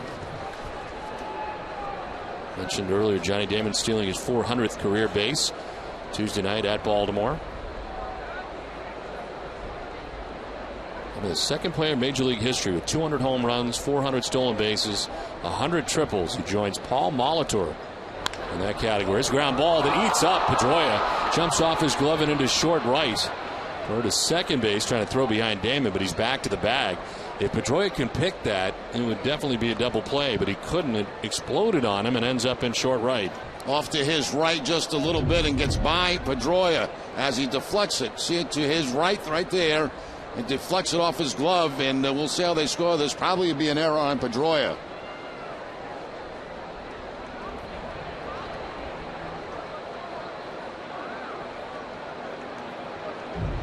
They do charge him with an error. And it is first and second with nobody out, and that's going to be the night for Kyle Weiland. So Terry Francona out to make the change here in the fourth inning. Tampa Bay on top 4-1. Trevor Miller coming in.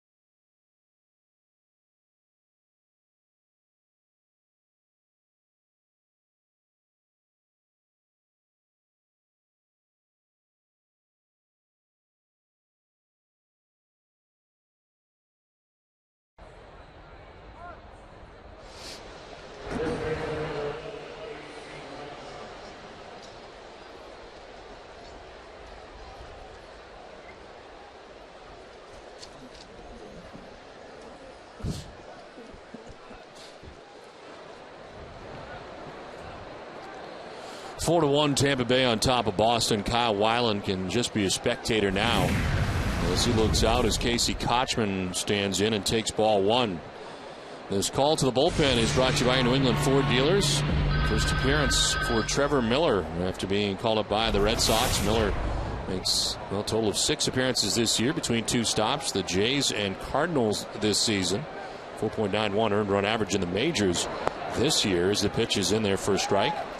Evens accounted 1-1. As pitch for Detroit, Houston, Philadelphia, the Dodgers, the Blue Jays, the Rays, the Cardinals.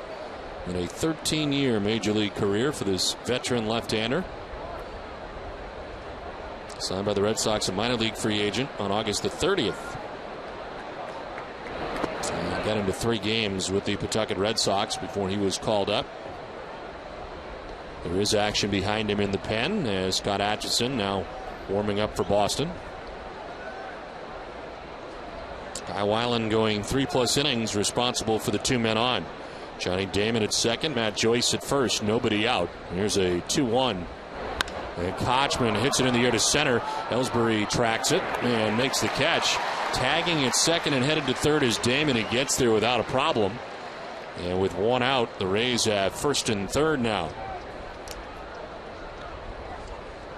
I want to remind you to tune in tomorrow to Dennis and Callahan when NFL Network's Mike Lombardi joins John and Jerry. It all begins at 6 a.m. across the Sports Radio Network, including 93.7 FM in Boston and right here on Nesson. Did you get up in time for your normal call-in today? More than early enough, Don. Got up, had coffee, and they got me right in my 3rd cup.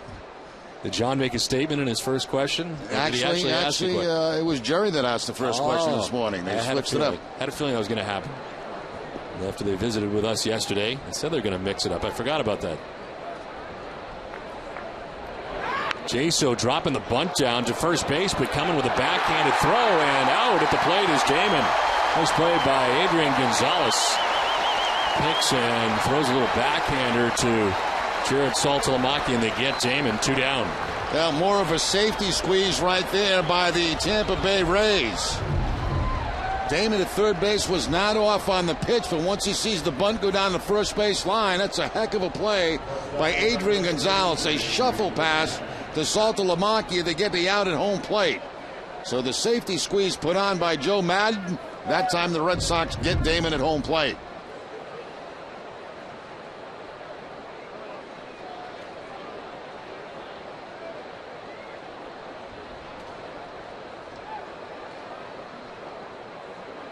So first and second now, Jaso reaching on a fielder's choice.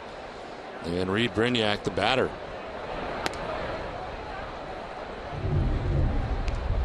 You see, Damon does not break with the pitch. He breaks on contact with the bunt. And a nice little shuffle pass by Adrian Gonzalez gets him out at home plate.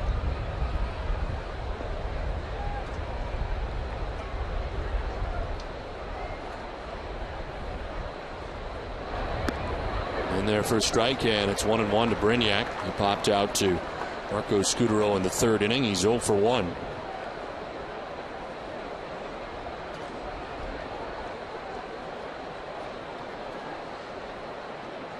Light rain starting to fall here at Fenway Park again. It's been on again, off again all night.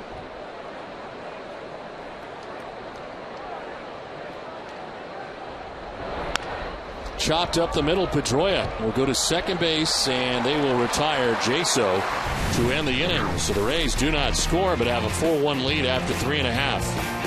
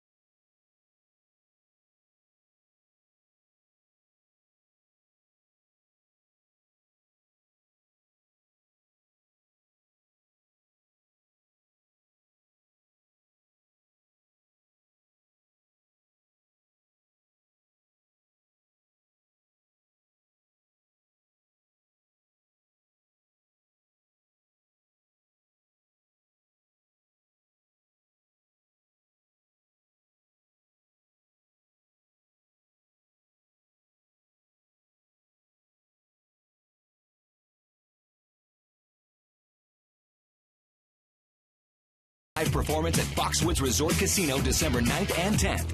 Visit foxwoods.com for tickets. Foxwoods is the official resort casino of the Boston Red Sox. Freddie Lynn in the Legends Suite here at Fenway Park tonight. 4-1 Tampa Bay on top of Boston as we head to the bottom of the fourth inning. Josh Reddick leading it off in the fourth inning. Now, Freddie looks like he can still hit. Yes, he does. Still living in San Diego, yes? Yes, I believe so. Reddick takes pitch down and in, 2-0. Reddick grounded out to third baseman Evan Longoria in the second inning. He was 0 for 1 in the night. Light rain falling at Fenway as the Red Sox trail by 3, batting in the fourth inning. Reddick takes strike 1. Ellickson at 77 pitches, working here in the fourth inning. He's had to work hard, even though he's given up only 1 run through the first 3 innings. Did have a 1-2-3 first. Reddick will hit a fly ball well to right. Matt Joyce is back to the track to make the catch.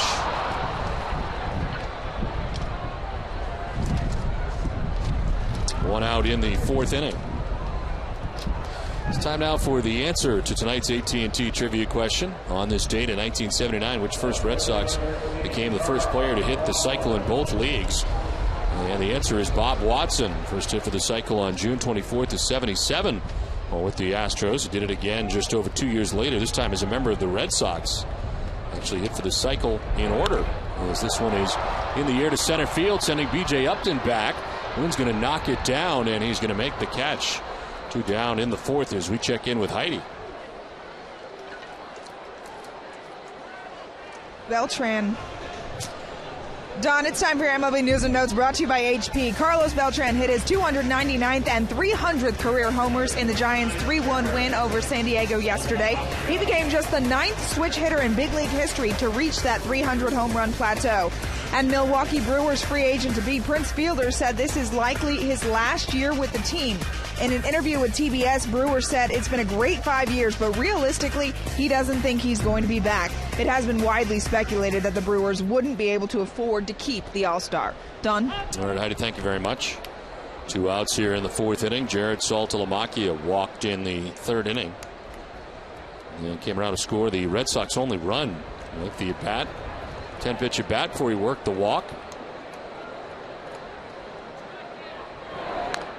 Taps it foul, 0-2. We're talking about Bob Watson hitting for the cycle. 2 different leagues. He actually hit for the cycle in order, singling in the second inning off Orioles starter Dennis Martinez at the time. Then doubled in the fourth, tripled in the eighth, and homered in the ninth. The Red Sox June 24th of 77. And the other player to have a cycle in both leagues, John Olerud. His first cycle with the Mets in 97, then with the Mariners in 01. This is into the shift, and it's Ben Zobrist who throws out Jared Saltalamacchia and ends the fourth inning. We played fourth, 4-1 Tampa Bay.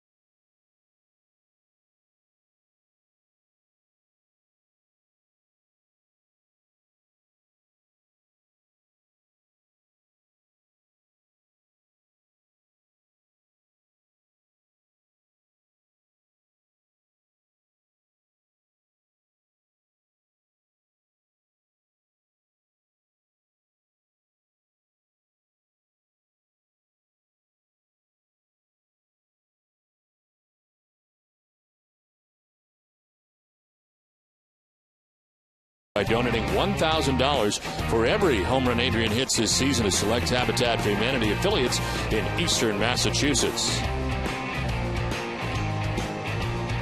Rainy night at Fenway Park, but we have played through and the rain has subsided for the moment. As we start the top of the 5th inning, Red Sox move on to their 3rd pitcher of the night, Scott Atchison. His 12th game of the year in a Red Sox uniform, 0-0 with a 4.71 earned run average. 21 innings, 13 strikeouts to 4 walks, and when it's sitting at 310 against Atchison, he ended up giving up 2 runs, 3 strikeouts, and 2 2/3 in relief of John Lackey back on the 9th of September. That was the last we saw Atchison, and that was at Tampa Bay against these Rays. Now Terry Francona using that 40-man roster, that expanded bullpen, to get 3 outs from Miller in the 4th inning against left-handed hitters. Now back to the top of the order with some right-handers, and in comes Atchison. And then you get Franklin Morales up in the pen now.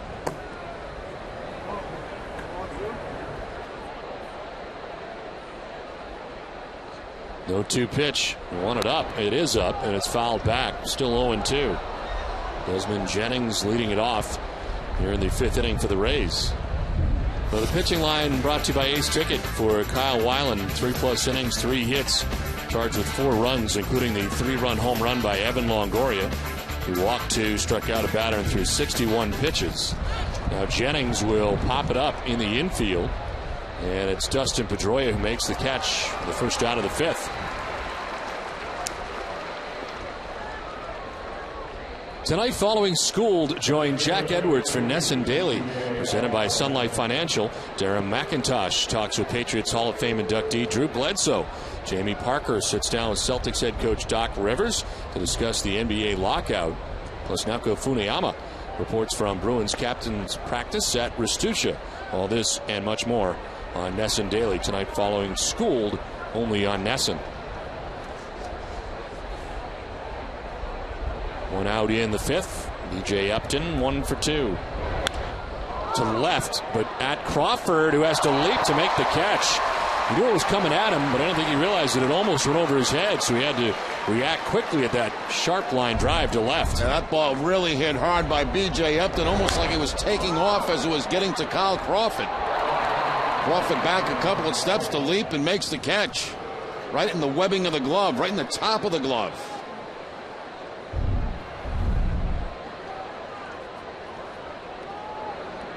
So 2 down here in the 5th, and here's Evan Longoria. Fouled out in the 1st inning. Hit a 3-run home run into the bullpen in the 3rd inning. As he takes strike 1. Longoria getting his 27th home run of the year. RBI's 86, 87, and 88.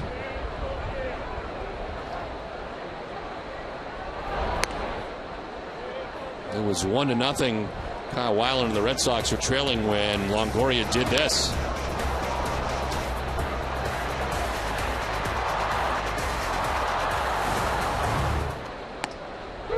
That's strike 2. Longoria didn't think so. Spins out of the box, shaking his head, and is down 1-2.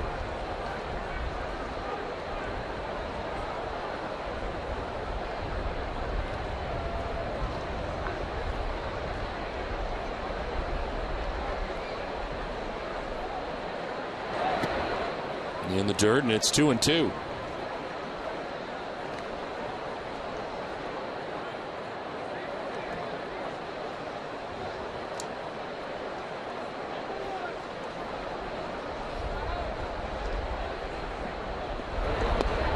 It's downstairs for ball 3, full count.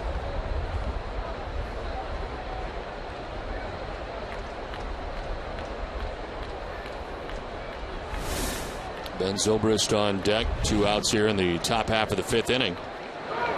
And a liner that is into left center field, a base hit.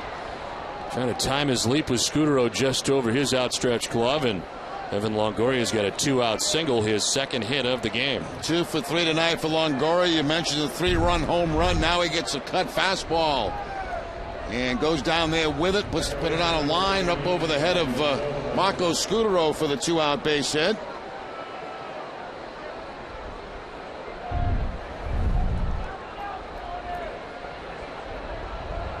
1 on, 2 outs, and here's Ben Zobrist, who is 0 for 2 in the game. Take strike 1. Zobrist grounded out to first base in the second inning, then flied out to the warning track in left field in the third. 0 for 2.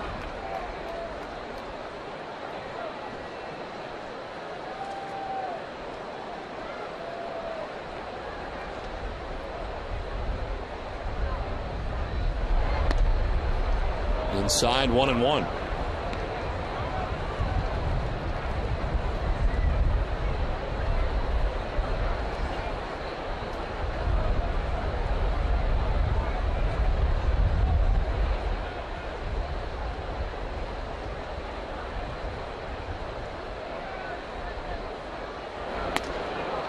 Ball 2, 2-1. Atchison in 36 games this year with the Pawtucket Red Sox, including 1 start. He was 6-2, had 5 saves with a 2.54 ERA for Pawtucket. Had 72 strikeouts, just 9 walks. Generally does not walk many. Here's the pitch missing for ball 3. Falls behind this time, 3-1.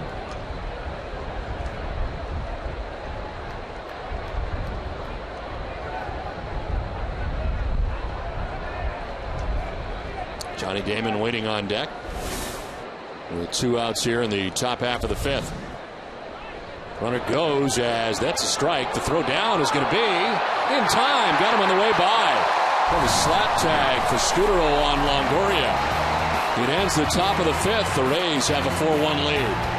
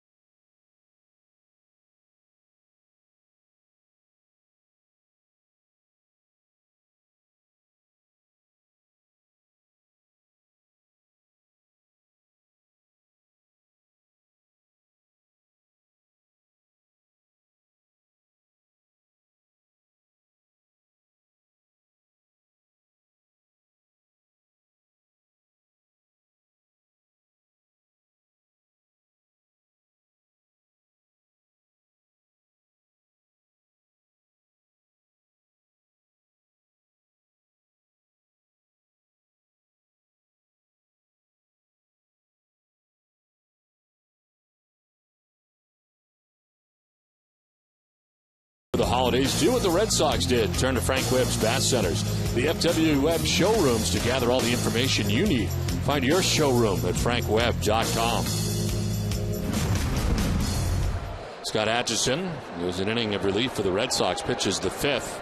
Some help from Saltalamacchia. Guns down Evan Longoria to end the top half of the 5th. It's on to the bottom of the 5th. Marco Scudero, Jacoby Ellsbury, Justin Pedroia to bat.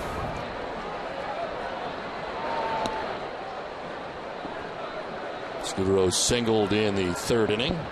He's got to 1 of 2 Red Sox hits. Another hit, a single for David Ortiz in the 2nd inning.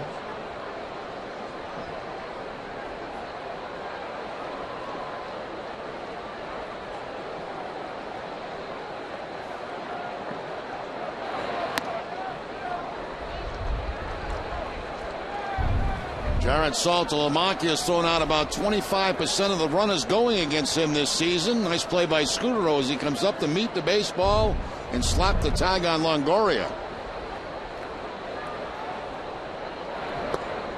That's a strike. 2-1 now to Scudero. Jeremy Hellickson has had 2 1-2-3 innings in his outing. The first inning, and then in the fourth, which he's fresh off of, the 2-1 pitch. Line to center. Upton is there and makes the catch. Positioned perfectly for the first out of the fifth. Boston Red Sox baseball on NESN is brought to you by Eastern Bank, awarded highest customer satisfaction in retail banking in the New England region 2 years in a row by J.D. Power and Associates. Find out more of what we're made of at easternbank.com. One out in the fifth inning is Jacoby Ellsbury. He is 0 for 2 in the game. He's flied out to center, flied out to left.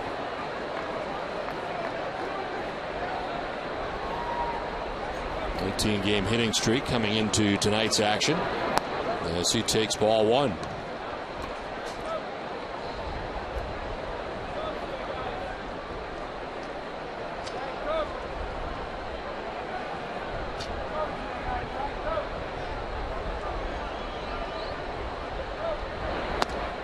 That's a strike. 1-1.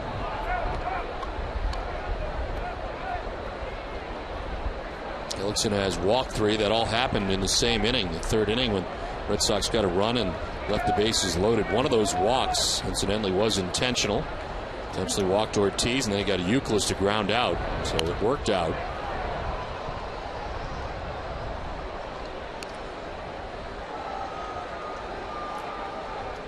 Only one strikeout for Hellickson so far through 4 1/3 innings. His strikeout high in the year is 10, and he did that in his very first outing of the season back on April 6th against Los Angeles.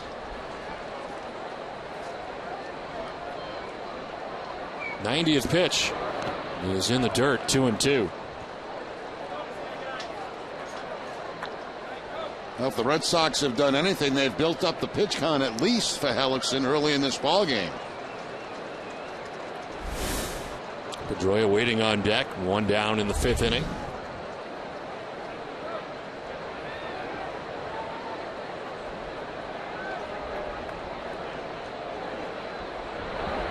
Ellsbury strikes out looking. It is the second strikeout for Hellickson, and there's 2 down in the fifth. That's what happens when you got a good changeup like Hellickson has. You're not sure when he's going to throw it. This time a fastball freezes.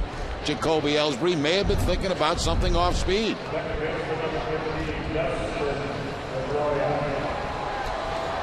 Pitching line brought to you by your Boston area Lexus dealers.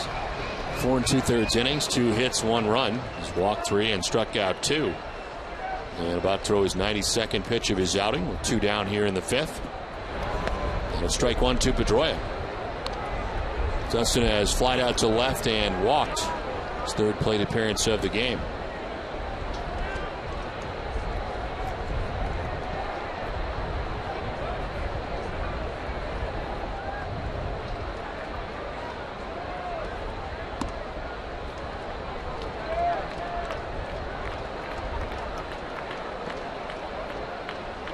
All the scoring in this game coming in the third inning. The Rays with 4 runs in the top of the third. Red Sox got a run in the bottom of the third, and that has been it. And it is now 6 in a row retired by Hellickson, who jumps ahead of Pedroia 1-2. That time the curveball from Hellickson. There were a couple of those earlier in the ball game. To Kyle Crawford in particular back in the second inning.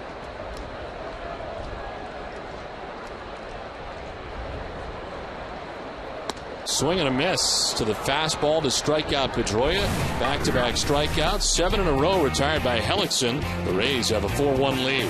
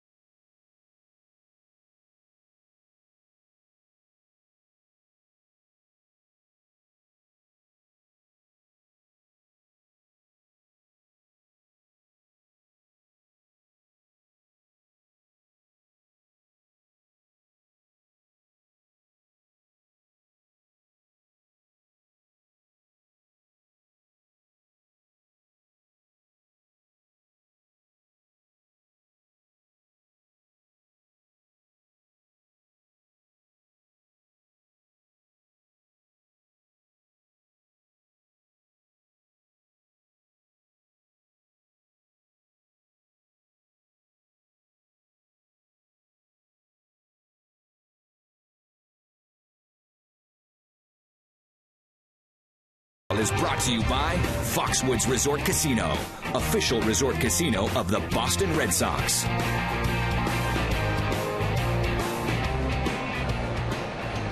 Four to 1. Tampa Bay on top of the Red Sox as we head to the top half of the 6th inning. Red Sox bring on their 4th pitcher of the night, Franklin Morales, his 33rd appearance, 0-1, 3.25 earned run average. In 27 2/3, he's got 27 strikeouts. And opponents hitting at 243 against Morales. Takes over for Scott Atchison, who worked the 5th inning, gave up a base hit, but no runs, no walks, no strikeouts. Is that ZZ Top in the house? Could be. Somebody who looks like ZZ Top. Got a big guard going there. It's not lit, though. No. Of course, there's no smoking at Fenway Park. Ben Zobrist coming up here in the 6th inning to be followed by Damon and Joyce. Ben Zobrist is 0 for 2. He was at the plate when Longoria got gunned down to end the 5th inning.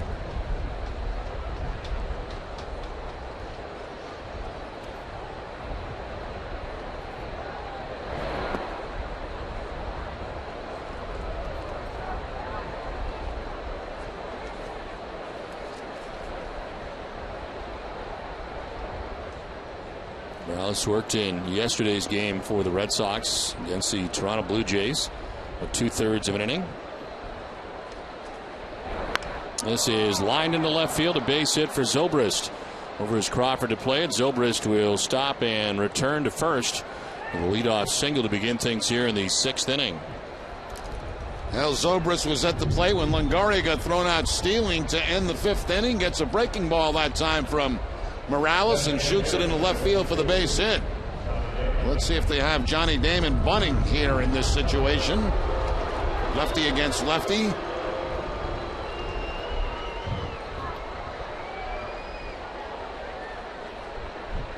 Damon has flied out to the warning track in right and walked. He is taking ball 1 outside.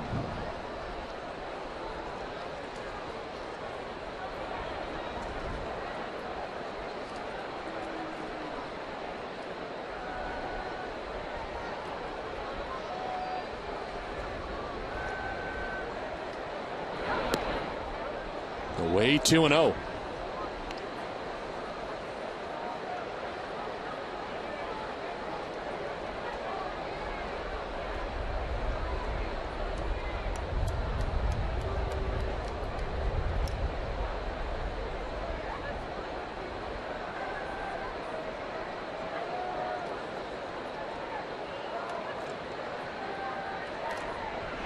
Go first, and they picked him off. Zobrist is out. Now Morales is making a habit of this right now. Picking runners off first base. Joe Madden thought it was a balk. Yeah. And that's about as close as you can come to without having a balk being called. Tag on the elbow before the fingers got to the bag. And Damon is hit with the pitch. 96 miles an hour from Franklin Morales.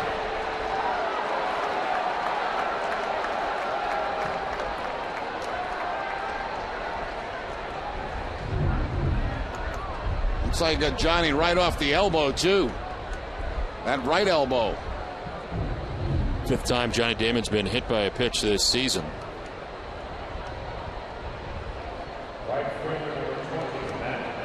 One out, one on. Matt Joyce, the batter. Joyce grounded out to first base in the 2nd, reached on an error committed by Dustin Pedroia at second base in the 4th. He is 0 for 2 in the game.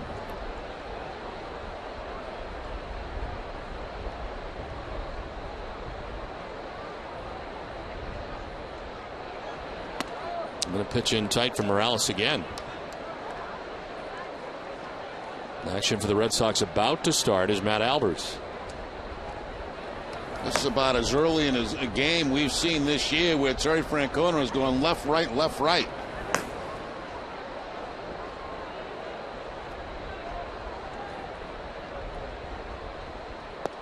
That's a strike, and it's 1-1.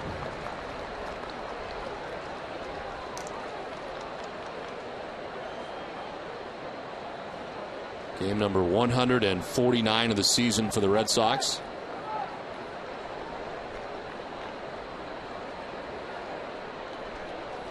This one slap foul off to the left out of play, and it's 1-2.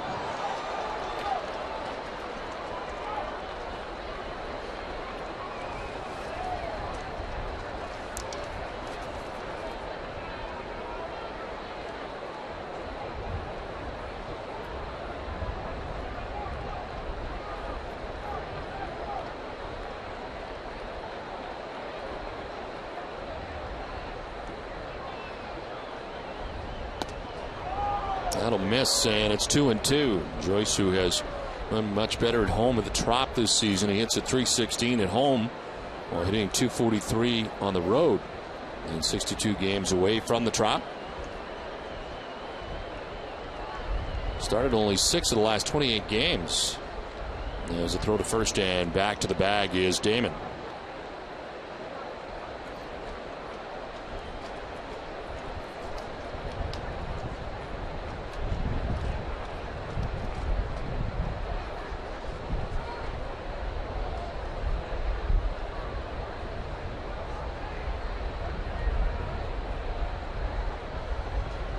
Swing and a foul tip. Saltalamacchia holds on for strike 3. 2 down in the 6th. First strikeout for Morales, only the second strikeout for Red Sox pitching in the game. Well, Morales staying inside with that fastball that time to pick up the strikeout against Matt Joyce. So 2 down, and it brings up Casey Kochman, who is 0 for 2 in the game. Kochman grounding out to second base in the 3rd inning, flied out to center in the 4th. Over the last 34 games, his batting average has fallen 30 points.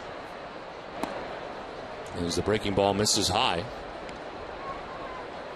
During that span, he's been held hitless 15 games in that span.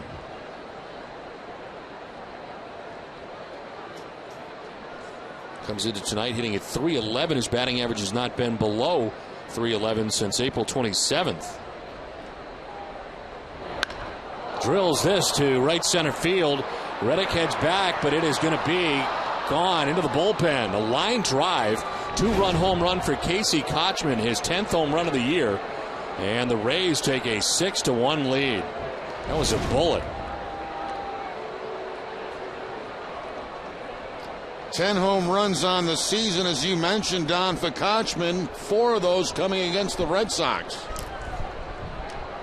A line shot home run into the Red Sox bullpen on a fastball out over the plate.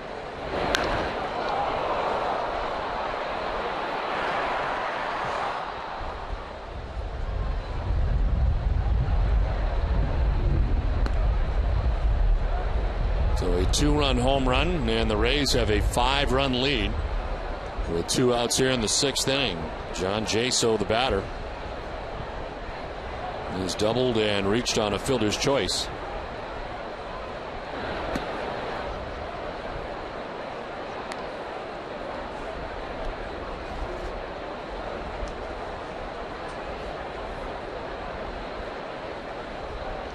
Well, Fenway Park's crowd here very quiet at the moment. Jaso takes a pitch inside, 3-0.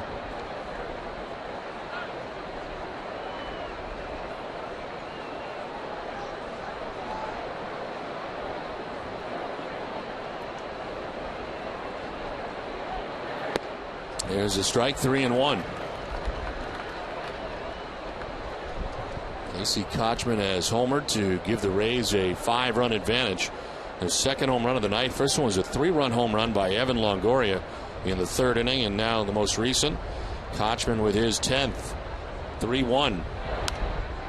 Fouled off, full count.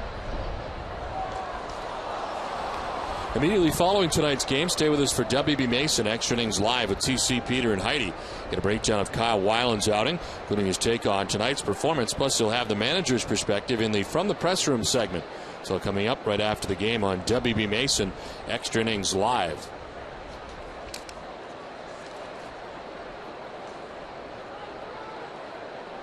3-2 pitch to John Jaso. In tight, and he will head down to first base. Ball 4. 2-out walk for Jaso. How much would you pay for the ultimate refreshment? How about just 79 cents? It's all it costs when you visit the Chill Zone at Cumberland Farms. Fill up on all your favorite fountain and frozen beverages for just 79 cents, any size, any time. The Chill Zone, only at Cumberland Farms.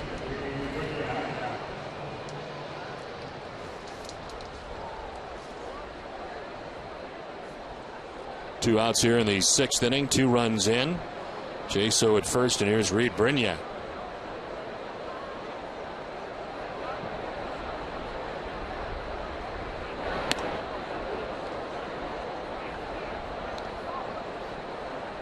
Brignac has popped to short and reached on a fielder's choice. 0 for 2 in the game.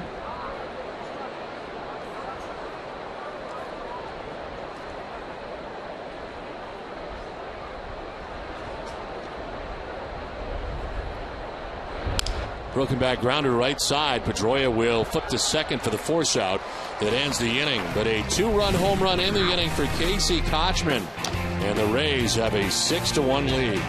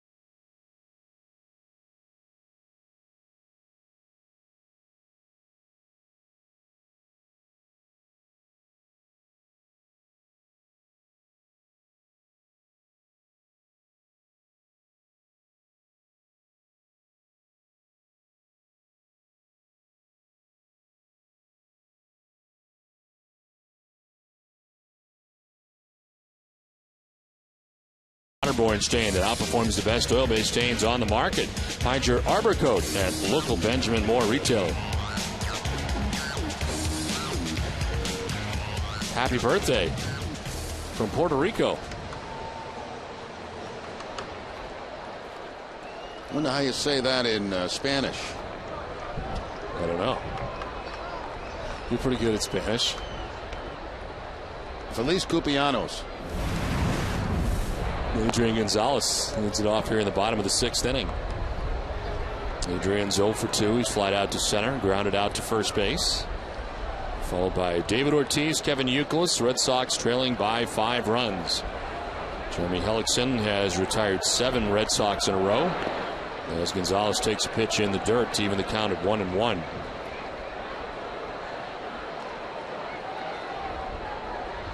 Juan Cruz, the right-hander, warming in the pen now for the Rays. As Hellickson's pitch count is at 97 pitches, a couple of quick innings, and it's really helped him out after throwing 74 pitches through the first 3 innings. Slap foul, 1-2.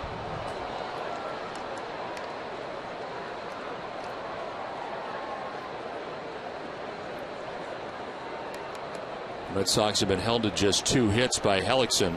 Single by David Ortiz in the second. Single for Marco Scutaro in the 3rd inning. That's been it.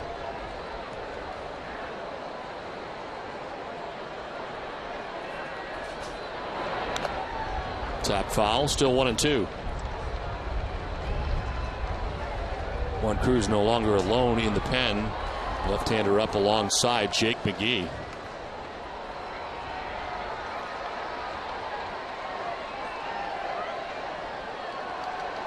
Boston Red Sox baseball on NESN is brought to you by Southwest Airlines.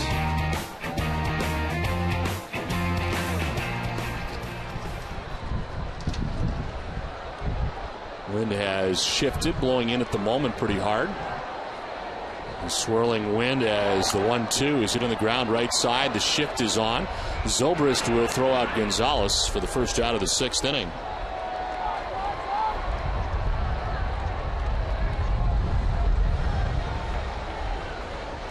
Time now for the Coors Light freeze cam, and back in the 3rd inning, B.J. Upton with a broken bat. That goes out toward Marco Scutaro. So does the baseball. And both get through. Coors Light freeze cam brought to you by Frost Brewed Coors Light, the world's most refreshing beer.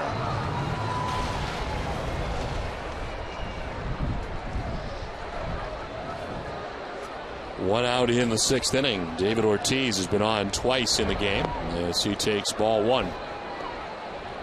David singled in the 2nd inning. He potentially walked in the 3rd, so he's been aboard twice tonight. Another shift on, race shift on a lot of the Red Sox.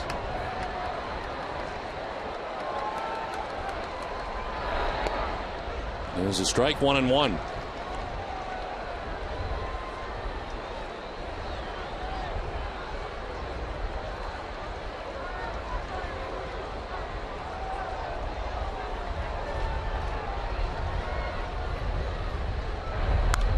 This one fouled off to the left and into the press box.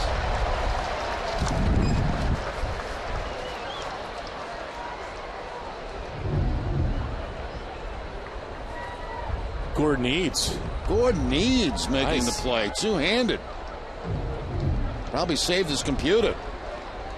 Look like you've been there before. That's all it's about right there. Done it over and over and again. 1-2 bounces in. It's a nice play. Very nice play.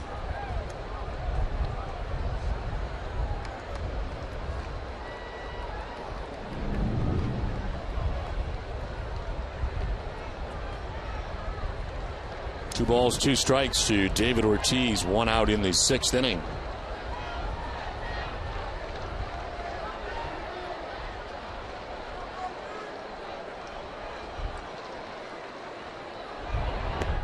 It's ball 3, full count.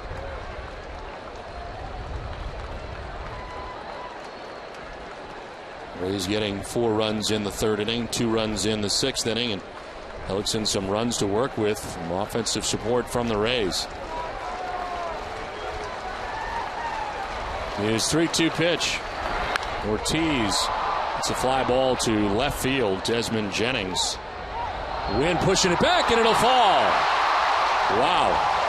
The wind absolutely took that baseball a long way away, and Jennings was camped underneath, then broke into a sprint and can't catch it. How about that? Now that's one that Reed Brenyak, the shortstop, has to be back there to help out because of the wind. He's pointing to Desmond Jennings, and Jennings is looking at Brenyak like, I can't get to it. You're going to have to help me out. Well, the Red Sox certainly catch a break there with that ball dropping in. Actually, it was Longoria that was back there. They were in the shift. 1 out, Ortiz aboard. It is the 3rd Red Sox hit of the night. Now Kevin Youkilis, who is 0 for 2.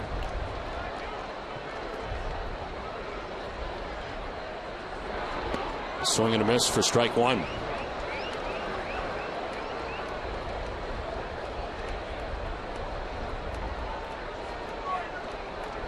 Youkilis struck out in the 2nd inning, grounded out to 3rd base in the 3rd.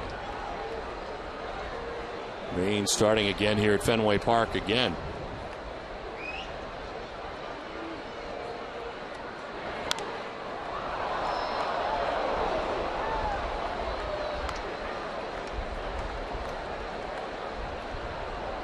Hellickson at 108 pitches now in his outing.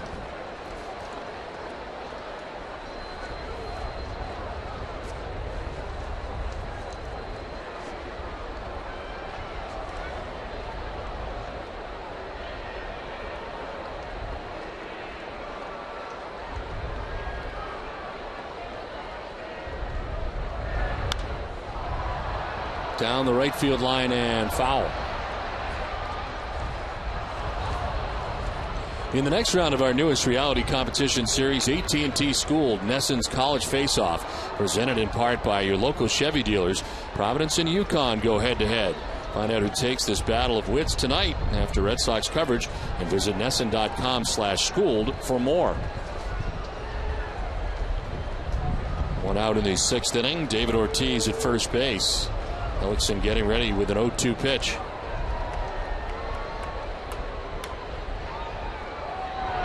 Youkilis strikes out. He goes away further from Youkilis, and he goes lunging.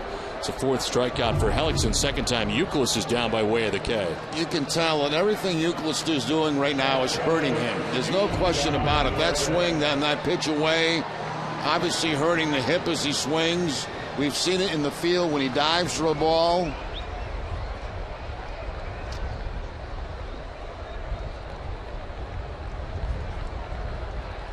Two down in the 6th inning. Josh Reddick, the batter.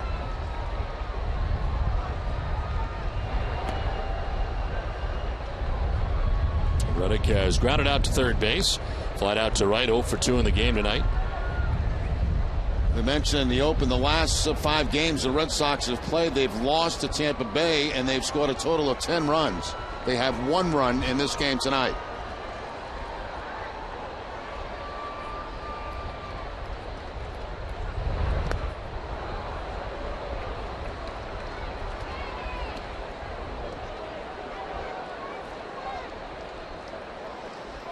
Great to have Drew Bledsoe in the booth. We will be talking to Drew next half inning, as he is going to be inducted into the Patriots Hall of Fame coming up this weekend. We'll talk about it next inning with Drew.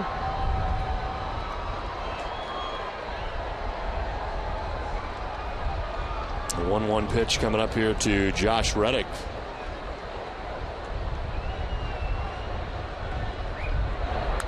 This one foul back, 1-2.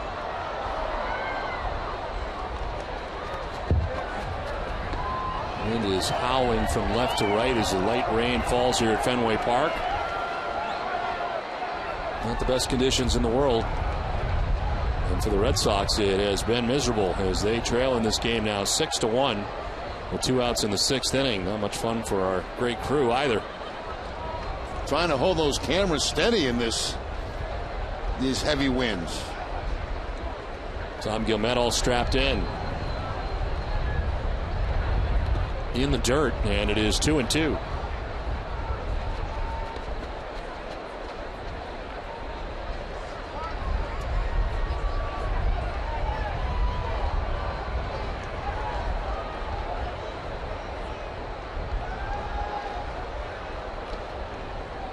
David Ortiz, who's at first base, been on base 3 times in this game. One of the few Red Sox hitters who's had success, got a little help from the wind this inning. As Reddick gets straightened up, full count. 115 pitches now for Hellickson with 2 outs in the 6th inning.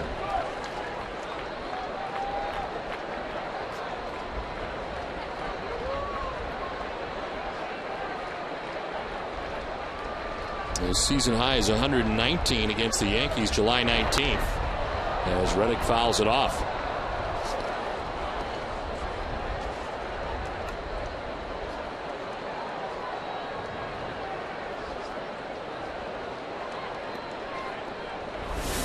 Carl Crawford on deck with 2 outs here in the 6th inning.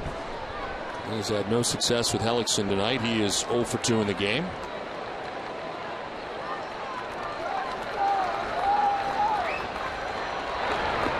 There's ball 4, and down to first base goes Reddick.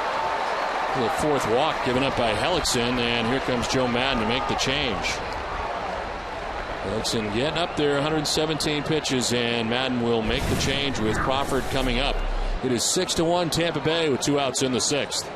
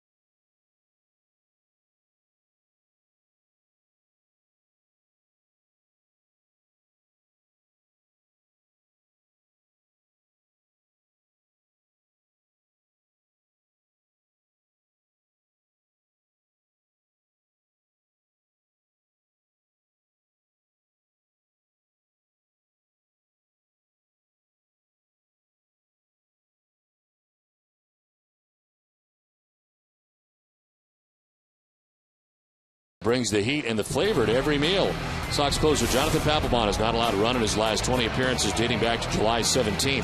Papelbon has 25 strikeouts, walked only 2 batters, held opponents to an .060 batting average, 21 innings over that span. The Flamethrower brought to you by Cholula Hot Sauce. Cholula brings the heat and the flavor to every meal. Papelbon out in the bullpen now, but the Red Sox trail 6-1 in this game. 2 outs in the 6th inning. With 2 on, Carl Crawford, the batter. Line to left. Jennings is there, and he makes the catch. So Jake McGee on 1 pitch gets out of the jam. The Red Sox strand a pair. We head for the 7th, 6-1 Tampa Bay.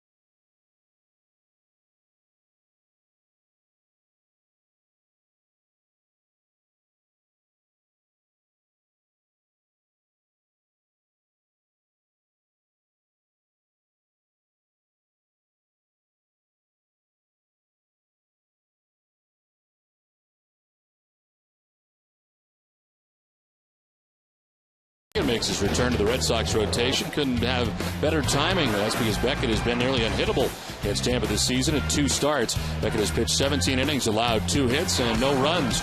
Career against the Rays 8-4. Nesson's live coverage begins at 5:30 with Friday Night Fenway. Some changes for the Red Sox as Mike Aviles takes over at third base for Kevin Youkilis. And Matt Albers into the game for Boston, his 52nd appearance of the season, 4-4. And a .257 opponent batting average as he'll deal with Desmond Jennings to begin things here in the 7th inning. Red Sox trailing in the game 6-1. Newest member of the New England Patriots Hall of Fame, Drew Bledsoe, joins us. Drew, how you doing? I'm doing very well. Doing very well. Be a little happier if this game was going a little better, yeah. But we'll get after it. Back here again. When was the last time you were in Foxborough? We came back a year ago for a little wine deal. We got a little winery out in Washington, so we came out a year ago, my wife and I did, to support that. But yeah, I haven't been back here for a football game since I played here against the Patriots with the Bills. So you get the big day on Saturday when you get inducted into the Hall of Fame, and then the halftime celebration on Sunday. Yeah, exactly. So we got an induction ceremony, me and John Morris on Saturday, and then we'll be at the game on Sunday. They're going to do a nice deal at halftime for us. Looking back over the course of your career, what is the best memory, if you have one? Oh, geez. There are a ton of fantastic memories, just guys that I played with and so on. But if you want to talk specific games, the AFC Championship game after I got hurt and Tommy came in and took over and started playing so well, I got to come back in and play in that AFC Championship game to send us to the Super Bowl. That was a big memory. And going back farther from that, all the way back to like 94, my second year in the league, we were not doing very well. We were 3-6 and played the Minnesota Vikings. We were down by a couple touchdowns going into halftime and went 2-minute offense the whole second half, came back and beat them in overtime. That was a pretty fun game. Tons of great memories, though. You play with a lot of great players. You keep in touch with a lot of the guys you've played with in the past? Keep in touch with quite a few guys. Tommy and I keep in touch from time to time. Todd Rucci's, who blocked for me for 8 years, is a great friend. Damon Heward, who was a backup quarterback with me there for a few years, and then went on to back Tommy up for a couple years. Great friend of mine. Teddy Bruschi I keep in touch with. A handful of guys that really see from time to time, which is cool.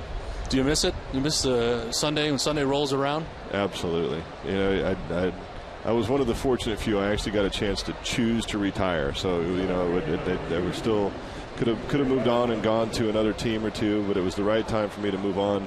But when Sunday rolls around and we're watching those games, I'll always miss it. If you play the game and fortunate enough to play as long as I did, it's part of you, and it's hard. So it's going to be interesting to be there on Sunday. I've discovered that my body has a physical reaction to the national anthem. In the air to left field, this is struck well and gone into the monster seats. B.J. Upton hits a 2-run home run and puts the Rays on top 8-1 as the Rays continue to hit Red Sox pitching. For Upton, his 21st home run of the year and 3 RBIs in the game. Well, B.J. Upton had a grand slam against Matt Albers on Sunday. Now he has the 2-run home run here to give the 8-1 lead now to the Rays. And this is not exactly the way the Red Sox wanted to start out this big series. A 2-run shot for Upton. Evan Longoria, who hit a 3-run home run back in the 3rd inning, gets his 4th at bat of the game. He's got 2 hits.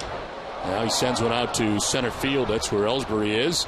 And the wind knocks it down, but Ellsbury makes a catch. Drew, you were telling us in between innings you got a neighbor of yours that is a former Red Sox player and a very good former Red Sox player. Absolutely. Alan Embry lives right next door to us out in Little Bend, Oregon. And Alan's just a great guy. He's settling into this little community, doing a great job. He's coaching some baseball. He's actually coaching some quarterbacks. Is that right? For the football team, the local football team now. But he's just a superstar. He's a great guy. And I'm not sure if you'd like me telling too much of this, but he does protect we've got a little dog that runs around our backyard, and Alan protects that little dog from the coyotes that live out there by us. That sounds like him. I'll just leave it at that. I'll just leave it at that. You got some stuff roaming around out there. There are some things roaming around that like little dogs, and Alan, they seem to disappear when Alan's around, which is great. How closely do you follow the Patriots now? I watch. I would consider myself a fan. I'm not intimately involved at any special level, but I watch the Patriots a lot. I'm a huge fan of what they do and what they've done, and it's really cool to come back here and see where that organization has gone. It's really gone to the moon. It's really neat under the stewardship of the Kraft family and with Belichick and with Brady, and just the whole thing is really. From where we left it has really continued to go onward and upward, and it's really cool to see. I was going to say, really, you kind of started it along with, you think about Bill Parcells and that whole run. When you guys got that going, it seems like that's what really got it going. It was cool. It was, especially now looking back, when you're in the middle of it, you never really know. You're just showing up and playing football. But now looking back, we were collectively part of a turnaround for an organization, and really kind of got it started, got the thing kicked off, and now they've taken it and gone to the moon from there. It's really cool. They've become really the premier franchise in the NFL, and when I got here in 1993, that was certainly far from the case. Yeah. Playing the little Foxborough Stadium, and it was raining in the locker room, and taking cold showers and having meetings in portables and all of that. And now you look at what's down there; it's pretty cool. June Parcells butt heads every once in a while. How could you not with that guy? He was. You ask anybody that ever played for Bill Parcells, he was a colossal pain in the butt. But obviously a fantastic football coach that was instrumental in getting the New England Patriots to a certain level. They're going to make a pitching change. Can you hang with us for another break here? Sure, absolutely. All right, we'll be right back from Fenway Park. It is 8-1 Tampa Bay on top of Boston.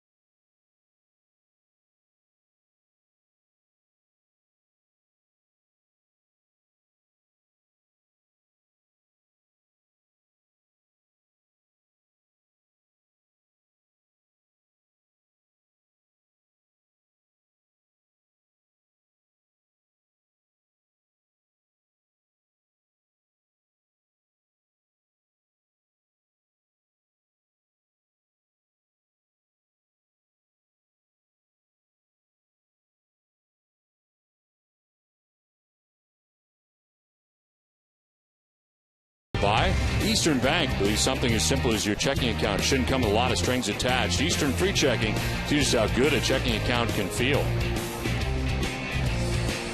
The new pitcher for the Red Sox as they trail 8-1 is Andrew Miller. He becomes the 6th pitcher of the night for Boston. And Miller, of course, been in the rotation. His 15th appearance, 6-3 with a 5.58 earned run average, 43 strikeouts to 38 walks. Their opponent's hitting at 307. Drew Bledsoe is joining us in the booth here in the top half of the 7th inning. He's going to be inducted into the New England Patriots Hall of Fame over the weekend. And you talked about the Crafts, a terrible loss in Myra Kraft very recently. Right. She was an amazing woman. Anybody that came in contact with her, she was one of those people that had the special ability to make you aspire to be a better person. And she did a lot, obviously, in the New England area and worldwide from a charitable standpoint. But knowing her on a personal level, was a pretty special thing. It's a horrible loss. I know that Robert has.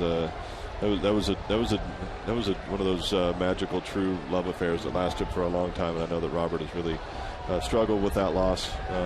Thankfully, I think football probably is saving him right now. He's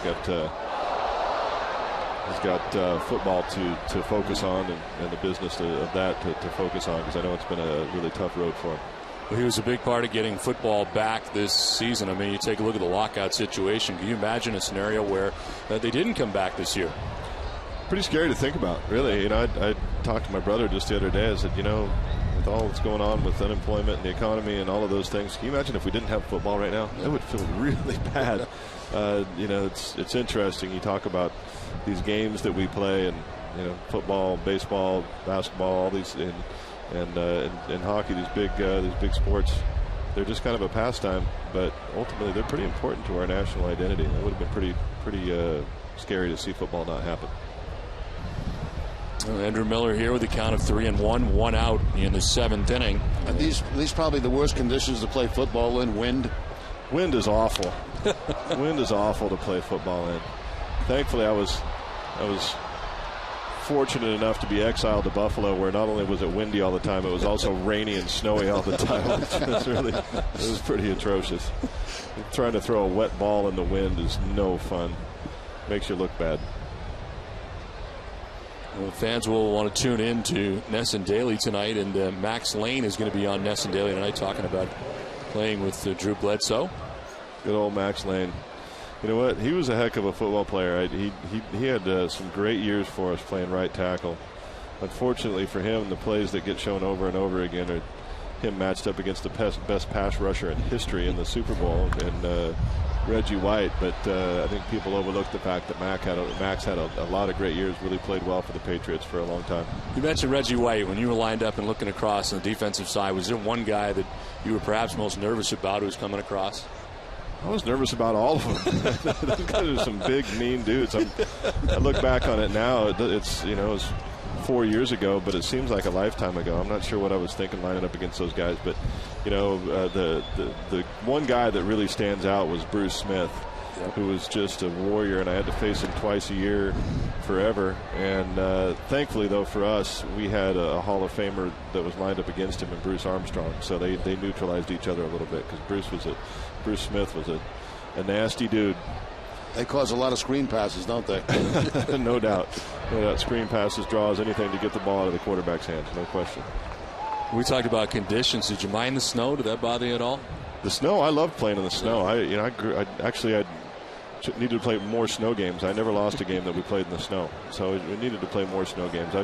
My grandmother on my dad's side blessed me with some very big hands, so I could always throw the football in the snow. So fouled off by Joyce, still 1-2 here with 1 out in the inning. Well, the Red Sox in some tough conditions here tonight, off to a tough start. Now, Gillette Stadium, have you been to Gillette Stadium yet? I have. I haven't been down there for a game, which will be there for the first time on Sunday for a game, except when I came in there to play with the Bills, which that was not that fun, unfortunately, for me. But pretty amazing to see what's been done down there and all the development around there. It's pretty neat. Patriots Place and everything else that is down there now, and it will be a big part of it on Saturday. The induction, be there for halftime on Sunday. Pretty fun, though. I get to take my kids down there. My 3 sons were all born here in New England, and They haven't been back here a lot, but they'll get a chance to go down there and check all of it out. They'll be really fired up. We were watching some video of you playing a little while ago, and it's amazing Kevin Falk's still playing the game. Yeah, right. He's been a great player for a long time for him now. He's I think he and Tom might be the only two guys that were there when I was there that are still playing for the Patriots. I think he and Brady might be the only two. He's a pop-up foul, and the wind will give it a push. Shaltalamaki will have no play. Did you ever anticipate that Brady would have the type of career that he's had? No, he was just a skinny little twerp out of Michigan. I mean, he was. I really liked him from the minute he got here. Was fond of the guy when he first stepped on the field, and felt like he would be around for a long time. But I think I wouldn't say I want to speak for him, but anybody that was there at that time figured, hey, this guy's got something special to him. He'll probably be a good, nice, 10, 12-year backup in the league. Yeah. Was kind of what I think how he was viewed at that point. I always loved Tommy from the word go, but I don't think anybody could envision what he's gone on to become. It's been fun to watch. Swing and a miss, and Joyce strikes out. And Jerry brought up Bill Parcells a little bit earlier. I mean, there were some pretty good shouting matches coming over there, man. What was it like to play for him? I mean, was it enjoyable at any point?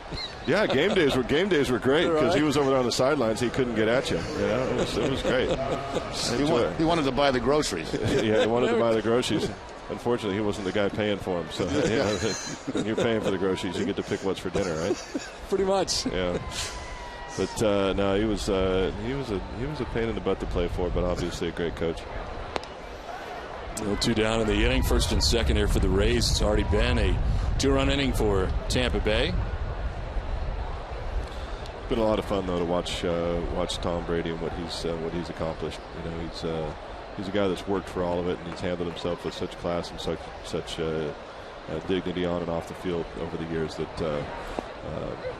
Obviously, it was difficult when he stepped in and took my job. Nobody likes that, no matter what. But to watch what he's gone on and done with that position has been pretty cool.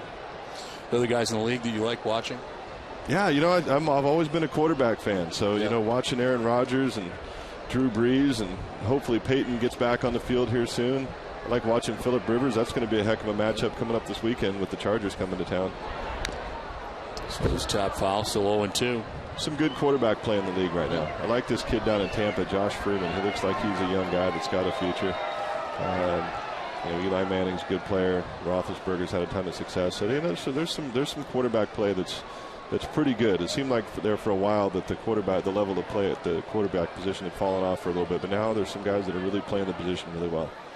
There's a lot of guys that don't enjoy the preparation side. Did you enjoy the film working up to the games? I really, really did. I enjoyed digging in there. I would always come in early when it was quiet. I could sit by myself and actually watch some film, and I enjoyed that part of it.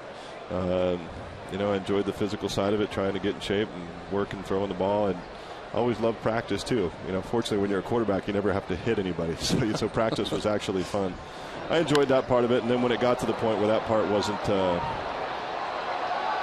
on. Throw to the plate is going to be close, but not in time. As the Rays add a run and jump on top 9-1, Casey Kochman's at it again after he had homered in the 6th inning. Now he drives in a run. And it is 9-1 Tampa Bay.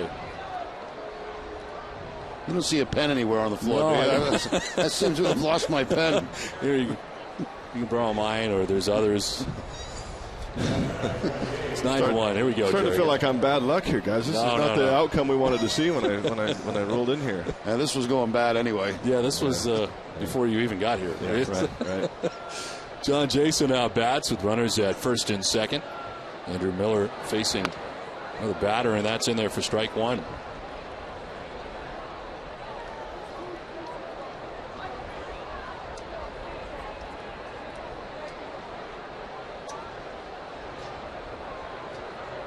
Red Sox onto their 6th pitcher of the game as this one has popped up foul out of play.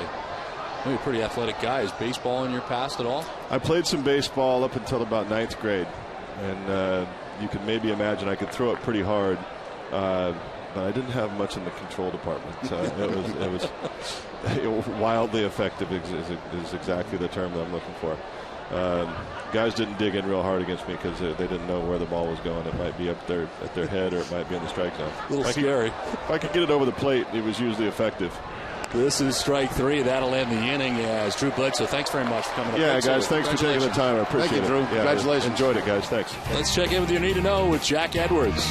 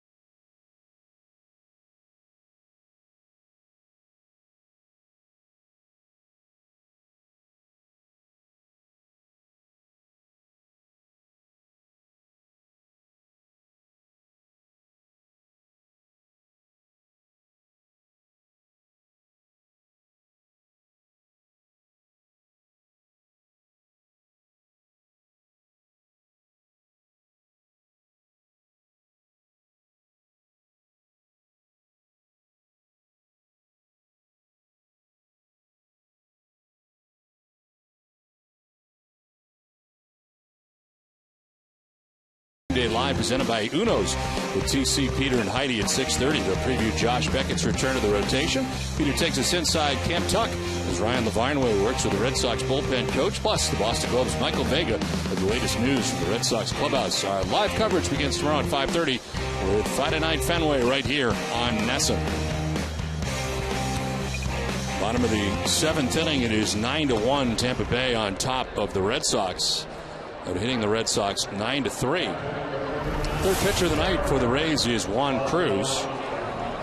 As he comes in here to pitch the bottom of the 7th inning, 53rd appearance, 5-0, 3.80 earned run average, 44 strikeouts in 45 innings, and opponents hitting at 215.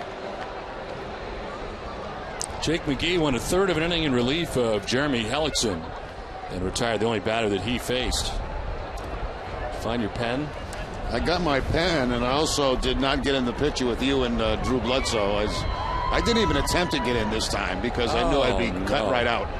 I didn't even notice you weren't in it. Yeah. As you pull them over to one side. Look at this. See, now we eliminate you totally from the photo, so that you're out. This way, I don't have to cut you out. It saves time. Yeah. It's just so much easier this way. It's much better. Why bother? 1-0 is in there for a strike. And it's 1-1. I mean, it's amazing how fast that camera comes out, and you pull the celebrity to the side. I didn't have the camera. Well, you gave it to somebody. Christina has a camera. Cesar Ramos is warming in the pen. As the pitch is outside, 2-1. I'll tell you this much. Drew is big. That's a big man. He is big. Yeah. He's listed at 6'5", 238. He was playing weight.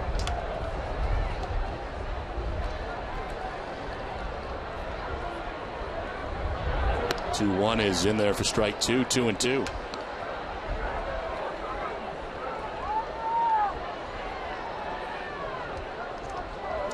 This has not gone well for the Red Sox at all in game 1 of this 4-game series.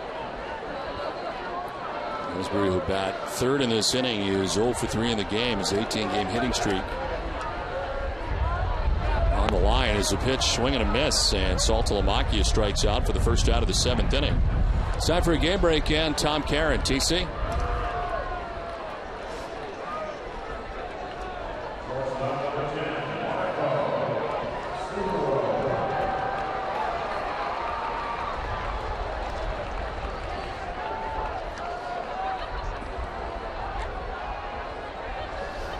Okay, Tom, thanks very much. Here at Fenway Park, which it has rained on again, off again all night. And it is 9-1, Tampa Bay on top, pitch up and in to Marco Scutaro, and it is 2-0.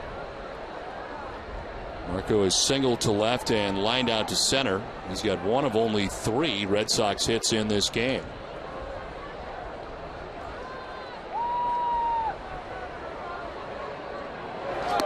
Jeremy Hellickson, the pitcher of record right now for the Rays, went 5 2/3. 3 hits, 1 run. He walked 4 and struck out 4. One of the walks was intentional. Jake McGee wrapped up the 6th inning, and now Juan Cruz pitches in the 7th.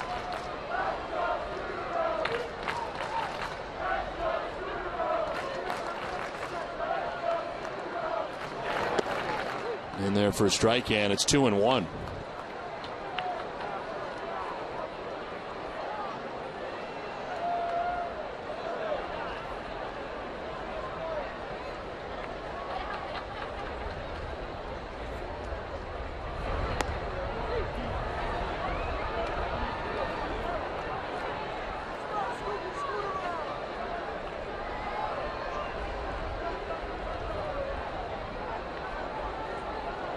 Jacoby Ellsbury waiting on deck. 1 out, bases empty in the 7th.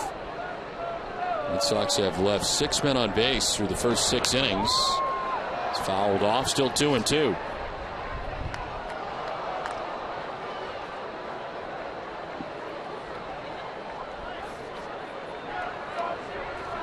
While the Rays are on their 3rd pitcher of the game, the Red Sox have used 6 in the game. Still lots of baseball left here as the Red Sox bat in the 7th.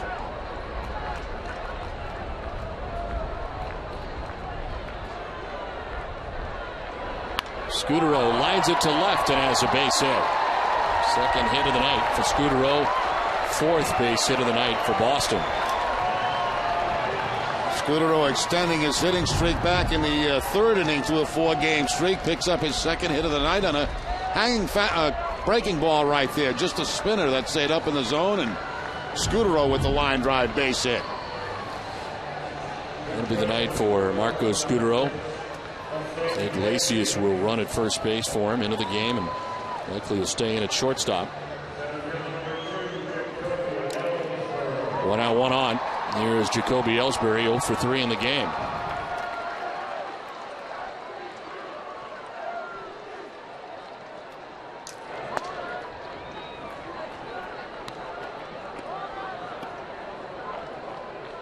Ellsbury flied out to center in the 1st. He flied out to left in the 3rd. And struck out looking in the 5th inning.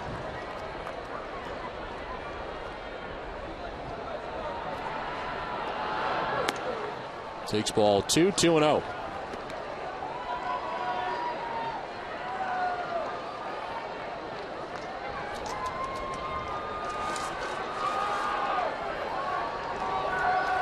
Cruz came back off the DL on August the 1st with a groin strain, and since then 10 of the 14 appearances have been scoreless. His 11th major league season.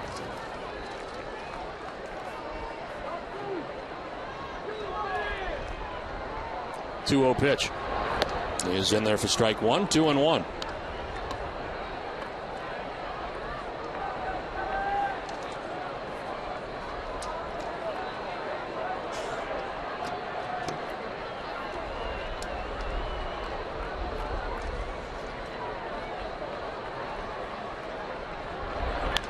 Chop foul to the end of the Red Sox dugout over the top.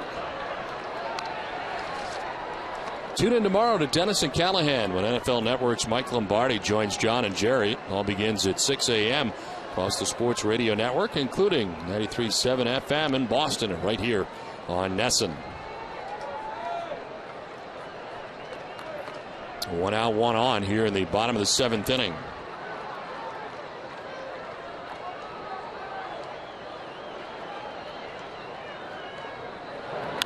Popped up. Playable for Longoria. Fair ground puts it away. 2 down in the 7th inning. Visit the official online shop of the Red Sox at redsox.com. Browse the largest online selection of authentic team gear, including official caps, t-shirts, jerseys, collectibles, and more. Get your team gear straight from the source. Shop redsox.com shop.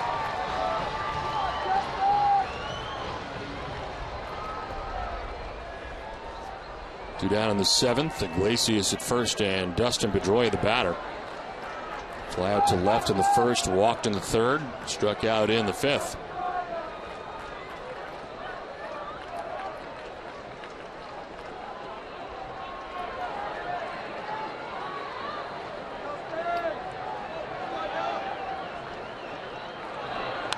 This one fouled off.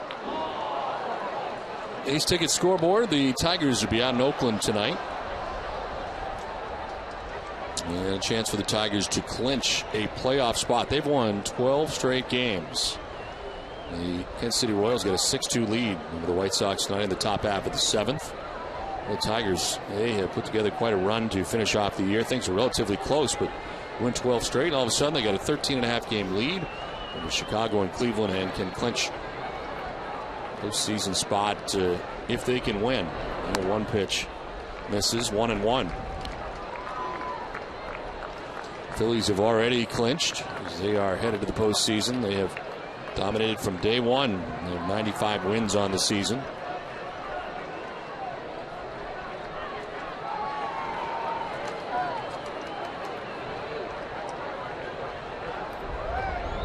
One pitch to Dustin Pedroia. He's down and in, 2-1.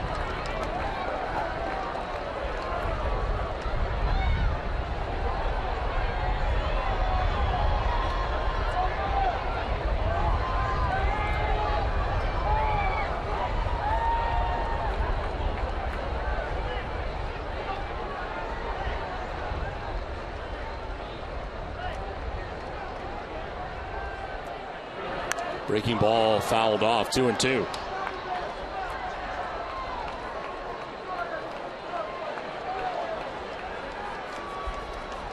Adrian Gonzalez waiting on deck.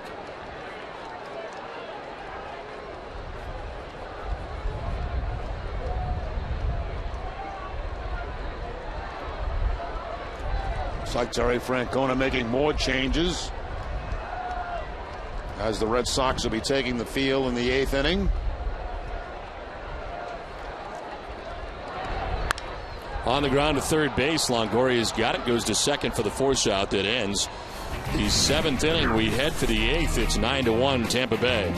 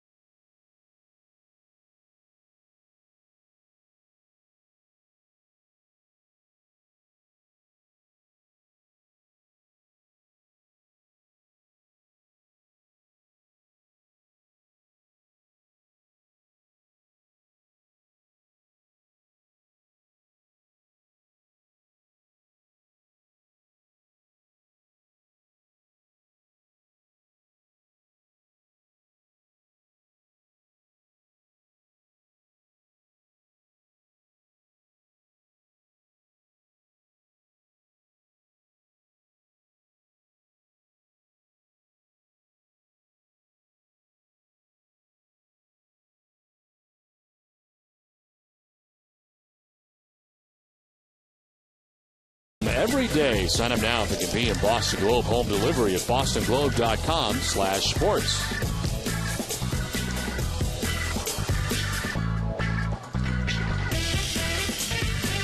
Andrew Miller back on the mound for the Red Sox as we head to the 8th inning.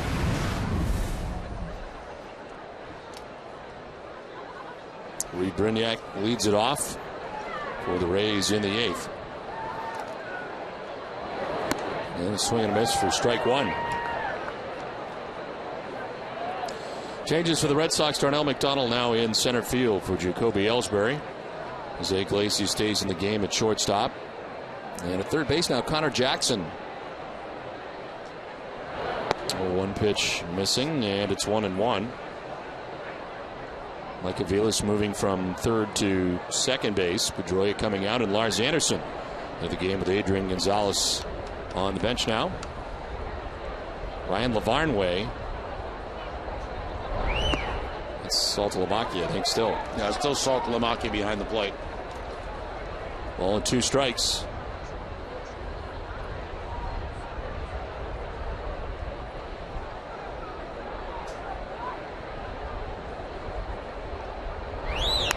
On the ground, softly right side, Mike Aviles. One down in the 8th.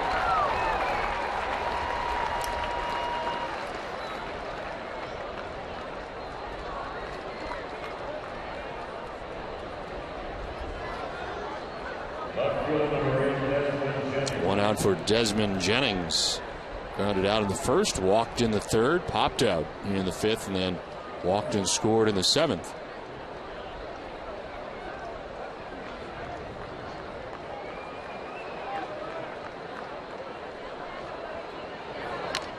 Swinging foul tip into the catcher's mitt. It's 0-2.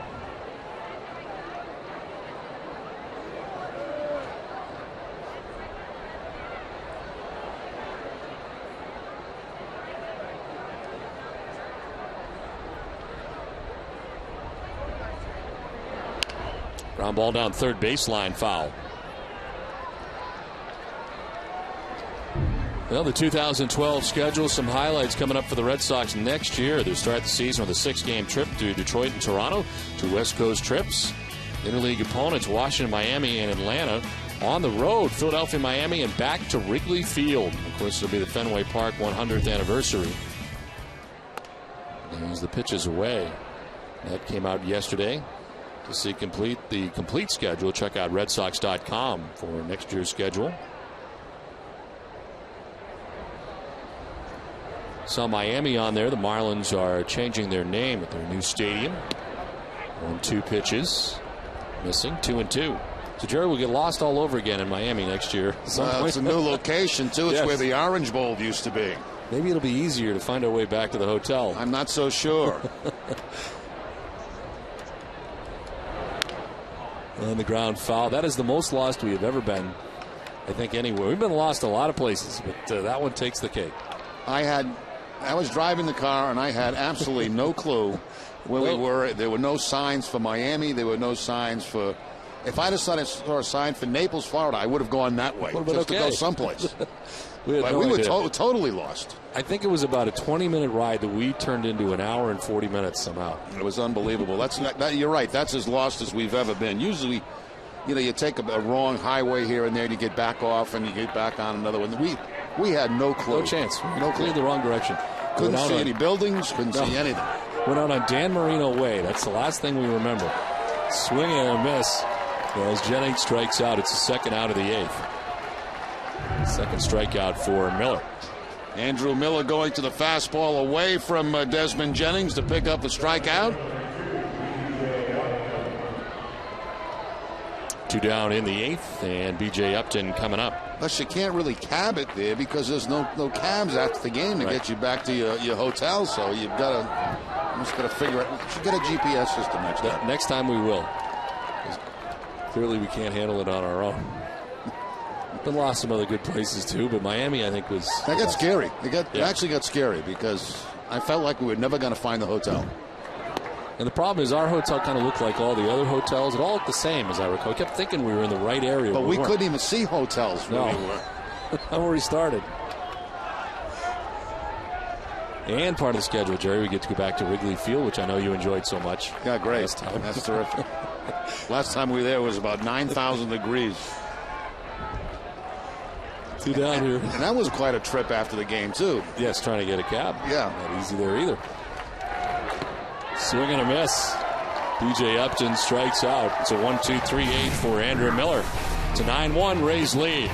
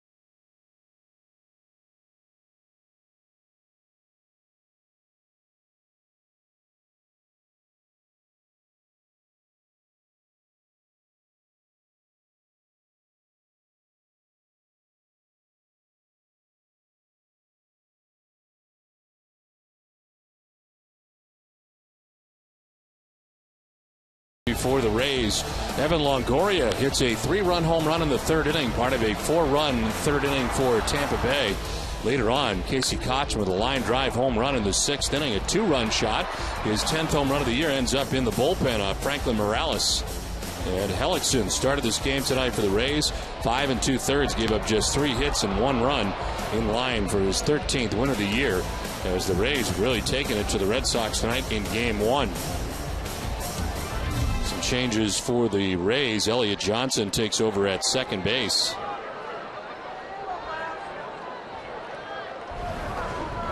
Lars Anderson leading it off here in the 8th inning. New pitcher for the Rays is Cesar Ramos, who comes into the game here for the 8th. Ramos had been warming up last inning.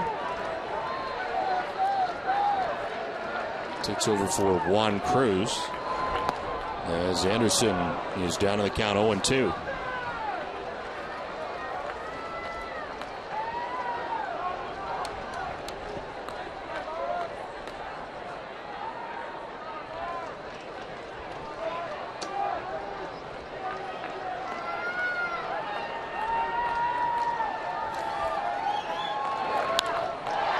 One hopper, Johnson dives, gets up, throws out Lars Anderson. This play by Elliott Johnson just into the game, 1 down. Just into the game, try the new guy, and the new guy's up to the challenge. Step in a dive, and he takes a base hit away from Lars Anderson.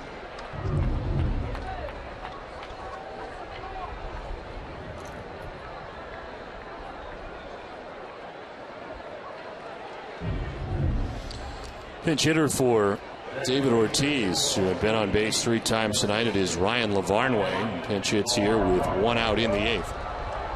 Red Sox have action in the pen. Michael Bowden, after Andrew Miller has been working for the Red Sox to this point. 1 out. Lavarnway pinch hitting, and he takes strike 1.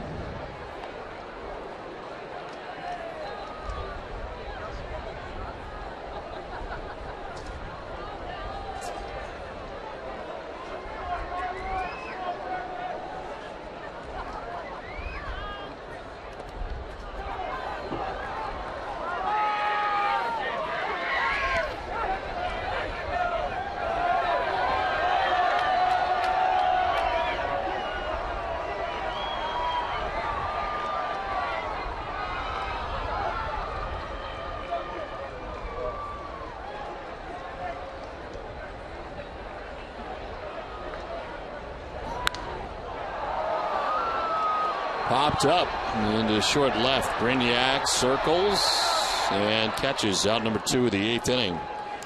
Hess and Hess Express are proud sponsors of the Red Sox and the Red Sox on Nesson. During the 2011 Red Sox season, Hess and Hess Express will donate $500 to the Pediatric Trauma Program at Children's Hospital Boston for every Red Sox home run. Hess and Hess Express committed to helping the cause. 2 outs here in the 8th inning as Mike Aviles took over at third base initially for Kevin Youkilis. Youkilis had been 0 for 3 in the game. Aviles has since moved over to second base and slaps one foul.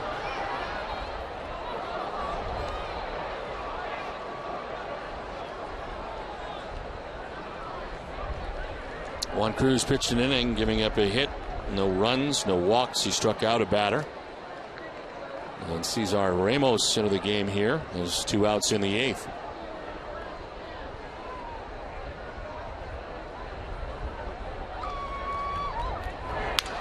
Grounded back to Ramos. He'll pick and throw.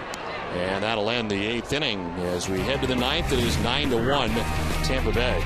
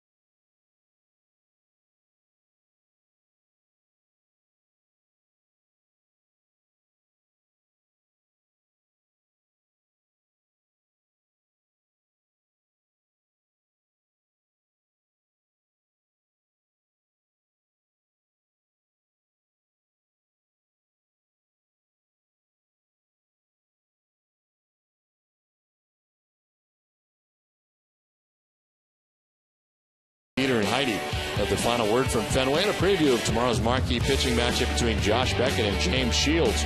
Plus highlights from the Phillies doubleheader with the Marlins. So coming up after the game only on Nesson. 9-1 Tampa Bay on top of Boston. Red Sox with more defensive changes. Joey Gathright in the game in left field. Carl Crawford's night is over. And the new pitcher is Michael Bowden. His 12th appearance, no record. 5.06 earned run average. 13 strikeouts to 9 walks. Opponents hitting at 277 against Bowden. Takes over for Andrew Miller. Bowden, the 7th Red Sox pitcher of the night.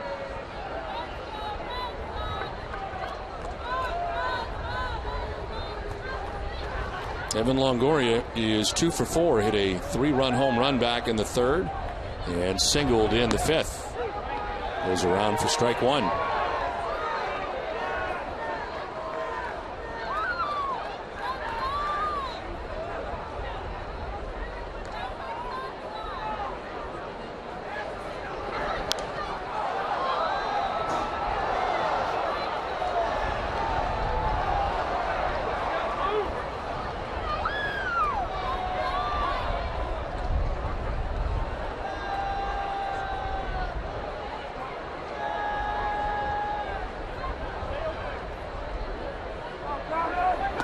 Strike 3 call.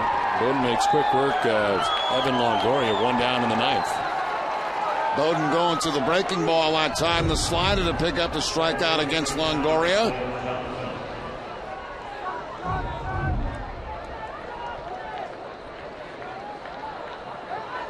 One down for Elliot Johnson, who took over at second base for Ben Zobrist.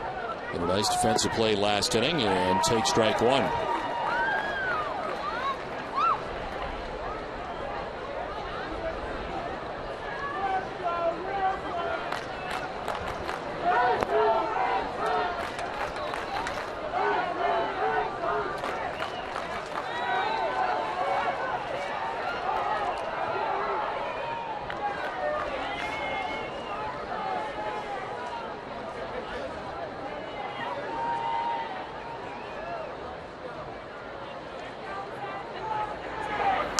Sliced foul, 1-2.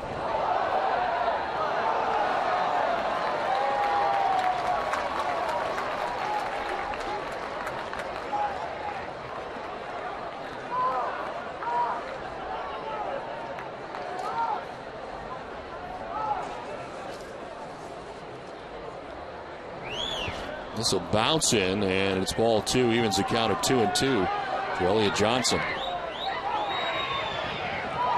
Action for the Rays continues in the pen. Alexander Torres is up in the pen.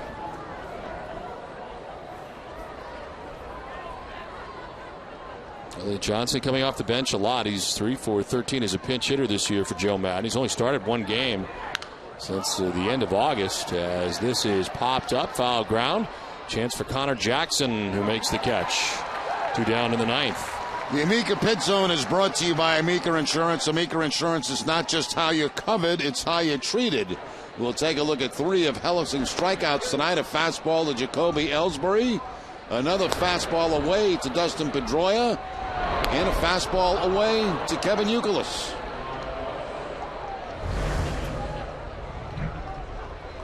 Two down in the 9th. Pinch hitter coming up here for the Rays in lieu of Johnny Damon. Russ Kanzler. And he'll pop it up foul off to the right. Kanzler called up from AAA Durham on Sunday and makes his major league debut. He's never played above AA before this season. 25-year-old from Berwick, Pennsylvania. He's named International League MVP.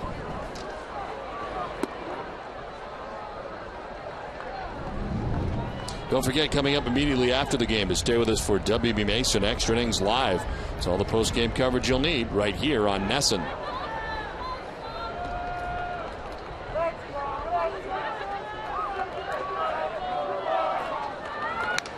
This one fouled back, and it is 1-2.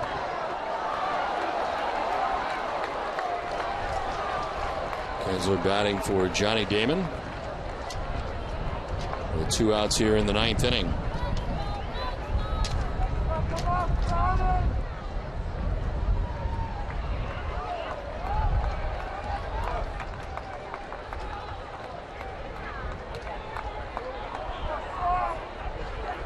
In the dirt, blocked, knocked down that time by Saltalamacchia. 2-2.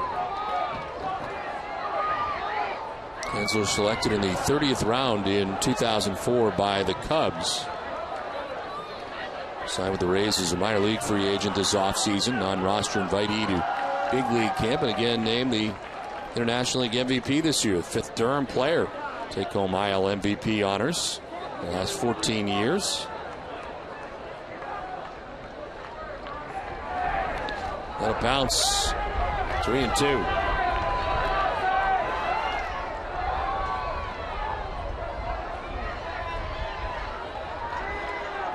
Other IL MVPs coming out of Durham.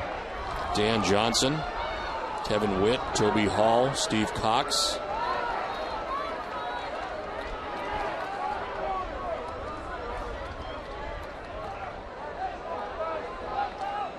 A 3-2 to Kanzler. And it's fouled off to the right.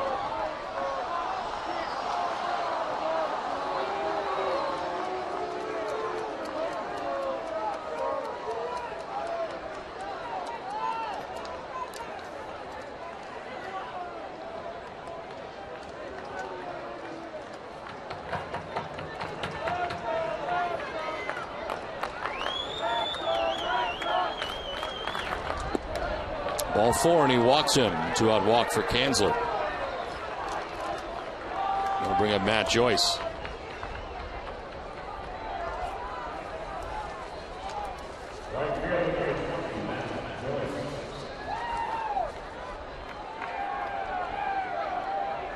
And Michael Bowden, who's allowed runs in each of his last 5 outings since being called up on the 27th of August.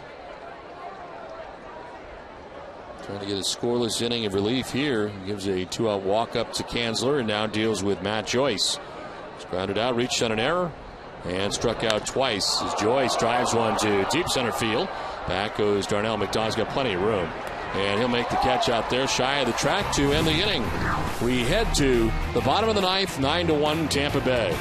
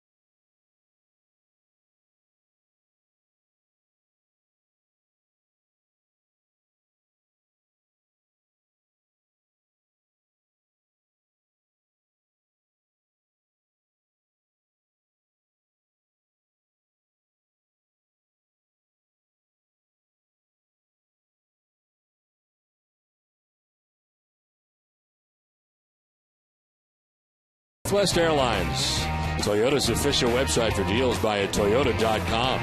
Cholula Hot Sauce, and by your Sullivan Tire. 9-1 Tampa Bay on top of Boston as we head to the bottom of the 9th inning back at Fenway Park.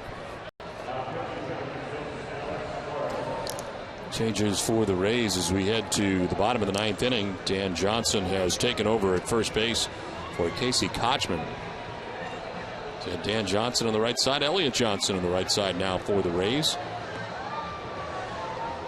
Alexander Torres, the new pitcher for the Rays, coming into the bottom of the 9th inning. Takes over for Ramos, who had a 1-2-3 8th inning. And Torres is the 5th pitcher of the night for Tampa Bay and Joe Madden. Says Ramos had 2 groundouts and a pop out in his 1 inning of relief. A lot of the drama taken out of this one relatively early as the Rays had a 6-1 lead at the end of 6. They had 3 more in the 7th inning and have a 9-1 lead as the Red Sox come to bat in the bottom of the 9th. Josh Reddick to lead it off. Reddick has grounded out to third, flied out to right.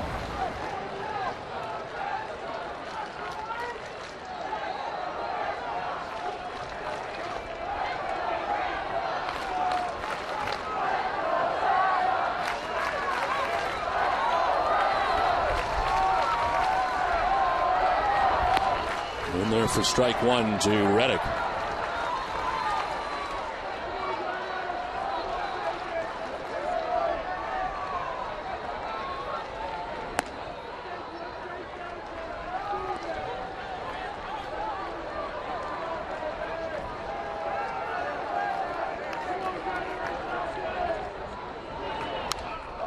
This one fouled off, 1-2.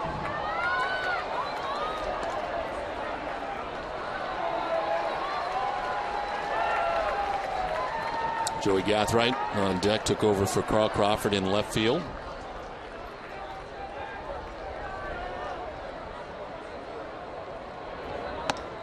Reddick goes around, strikes out for the first out of the 9th inning. We go back to the third inning, and this would have been the last out of the third inning, and the game still would have been scoreless at this point. The bat comes at Marco. He jumps over the bat. The ball trickles through, and a run scores. The next batter would be Evan Longoria, and he hits a 3-run home run. And instead of no runs in that inning, the Rays come away with 4, but that turns out to be a very big play and a turning point in this game, no doubt. Gathright takes a pitch high for ball 1. Drew Bledsoe asked you, and I don't think you had ever seen that before. That's the first time I've seen that that I can remember, where the ball and bat get there at the exact same time.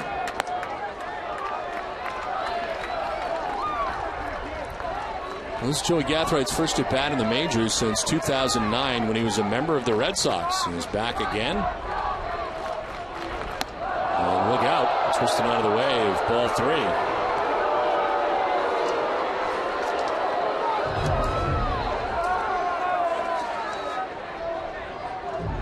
Was added to the Major League roster on Tuesday. Pinch hit for Jacoby Ellsbury.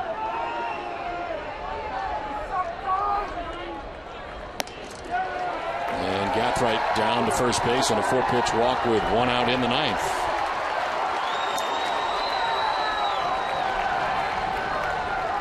A reminder to stay with us for Granite City Electric Red Sox final. Complete post-game coverage coming up after the game from our Nesson studios.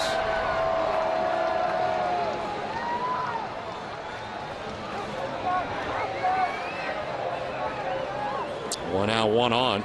Jared Saltalamacchia has walked, grounded out, and struck out.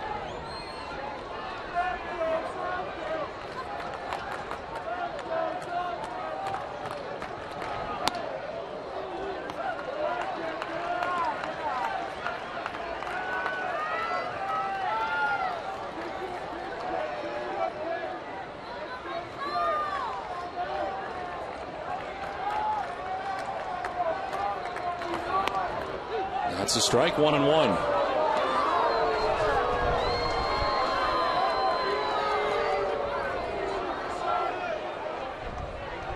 Nine runs, 9 hits, no errors for Tampa Bay. A run, 4 hits, and an error for the Red Sox. Swing and a miss as Saltalamacchia down 1-2.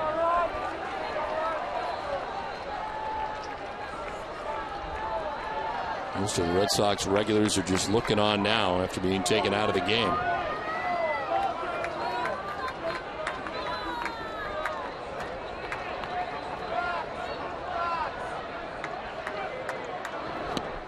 Swing and a miss. Saltalamacchia is down on strikes. Torres has struck out 2 in the inning, and the Red Sox are down to their last out.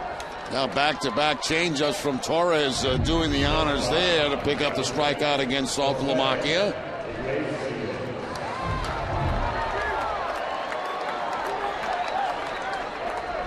Jose Iglesias. He pinch ran for Marco Scudero in the 7th inning. Marco had 2 of the 4 Red Sox hits on the night. Rain starting to fall here again at Fenway Park. As Iglesias takes strike 1.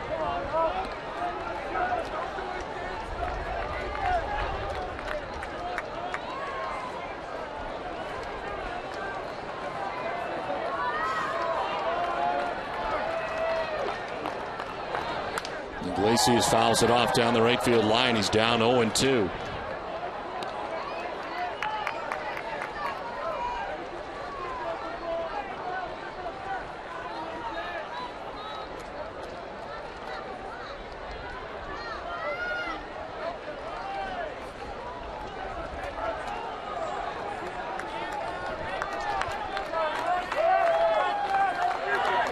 Iglesias flips one into right, a base hit. First major league hit for Jose Iglesias. Opposite field hit at that as Gathright takes third.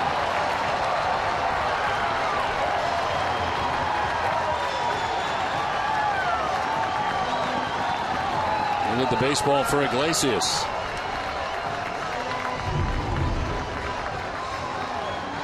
Inside out swing, line drive over the head of the second baseman. Pick up that first major league base hit.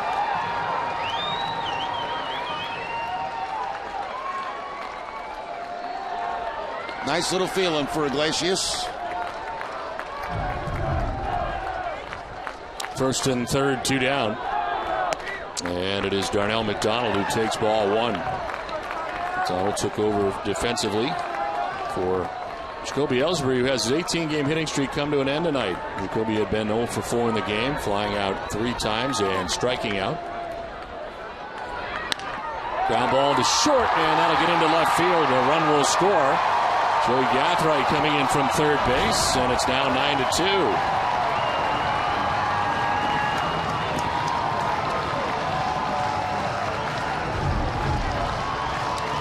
Ball hit pretty hard by Darnell McDonald. The backhand play tried there by Brignac. Can't make the play.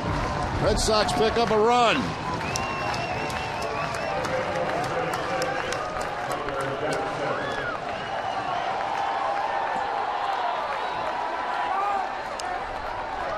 First and second, 2 down.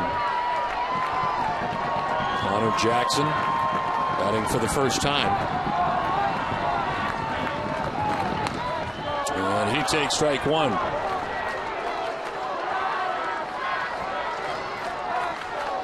Jackson driving in his first run on Tuesday night with the Red Sox.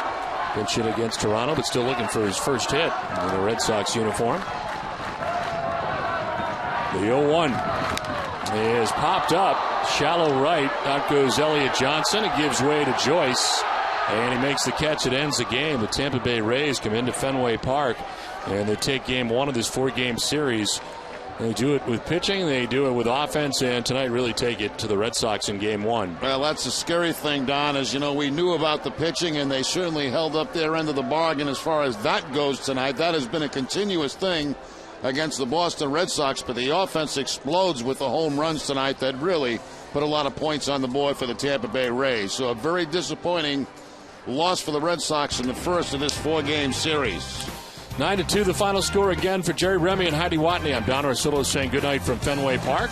Join us again tomorrow night for game 2 of the series. Beckett makes his return to the rotation. Live coverage from Yawkey Way begins at 5:30 with Friday Night Fenway. This has been a presentation of Nesson, New England's most watched sports network. It's now sent to the Nesson Television Center. Here's Tom Caron.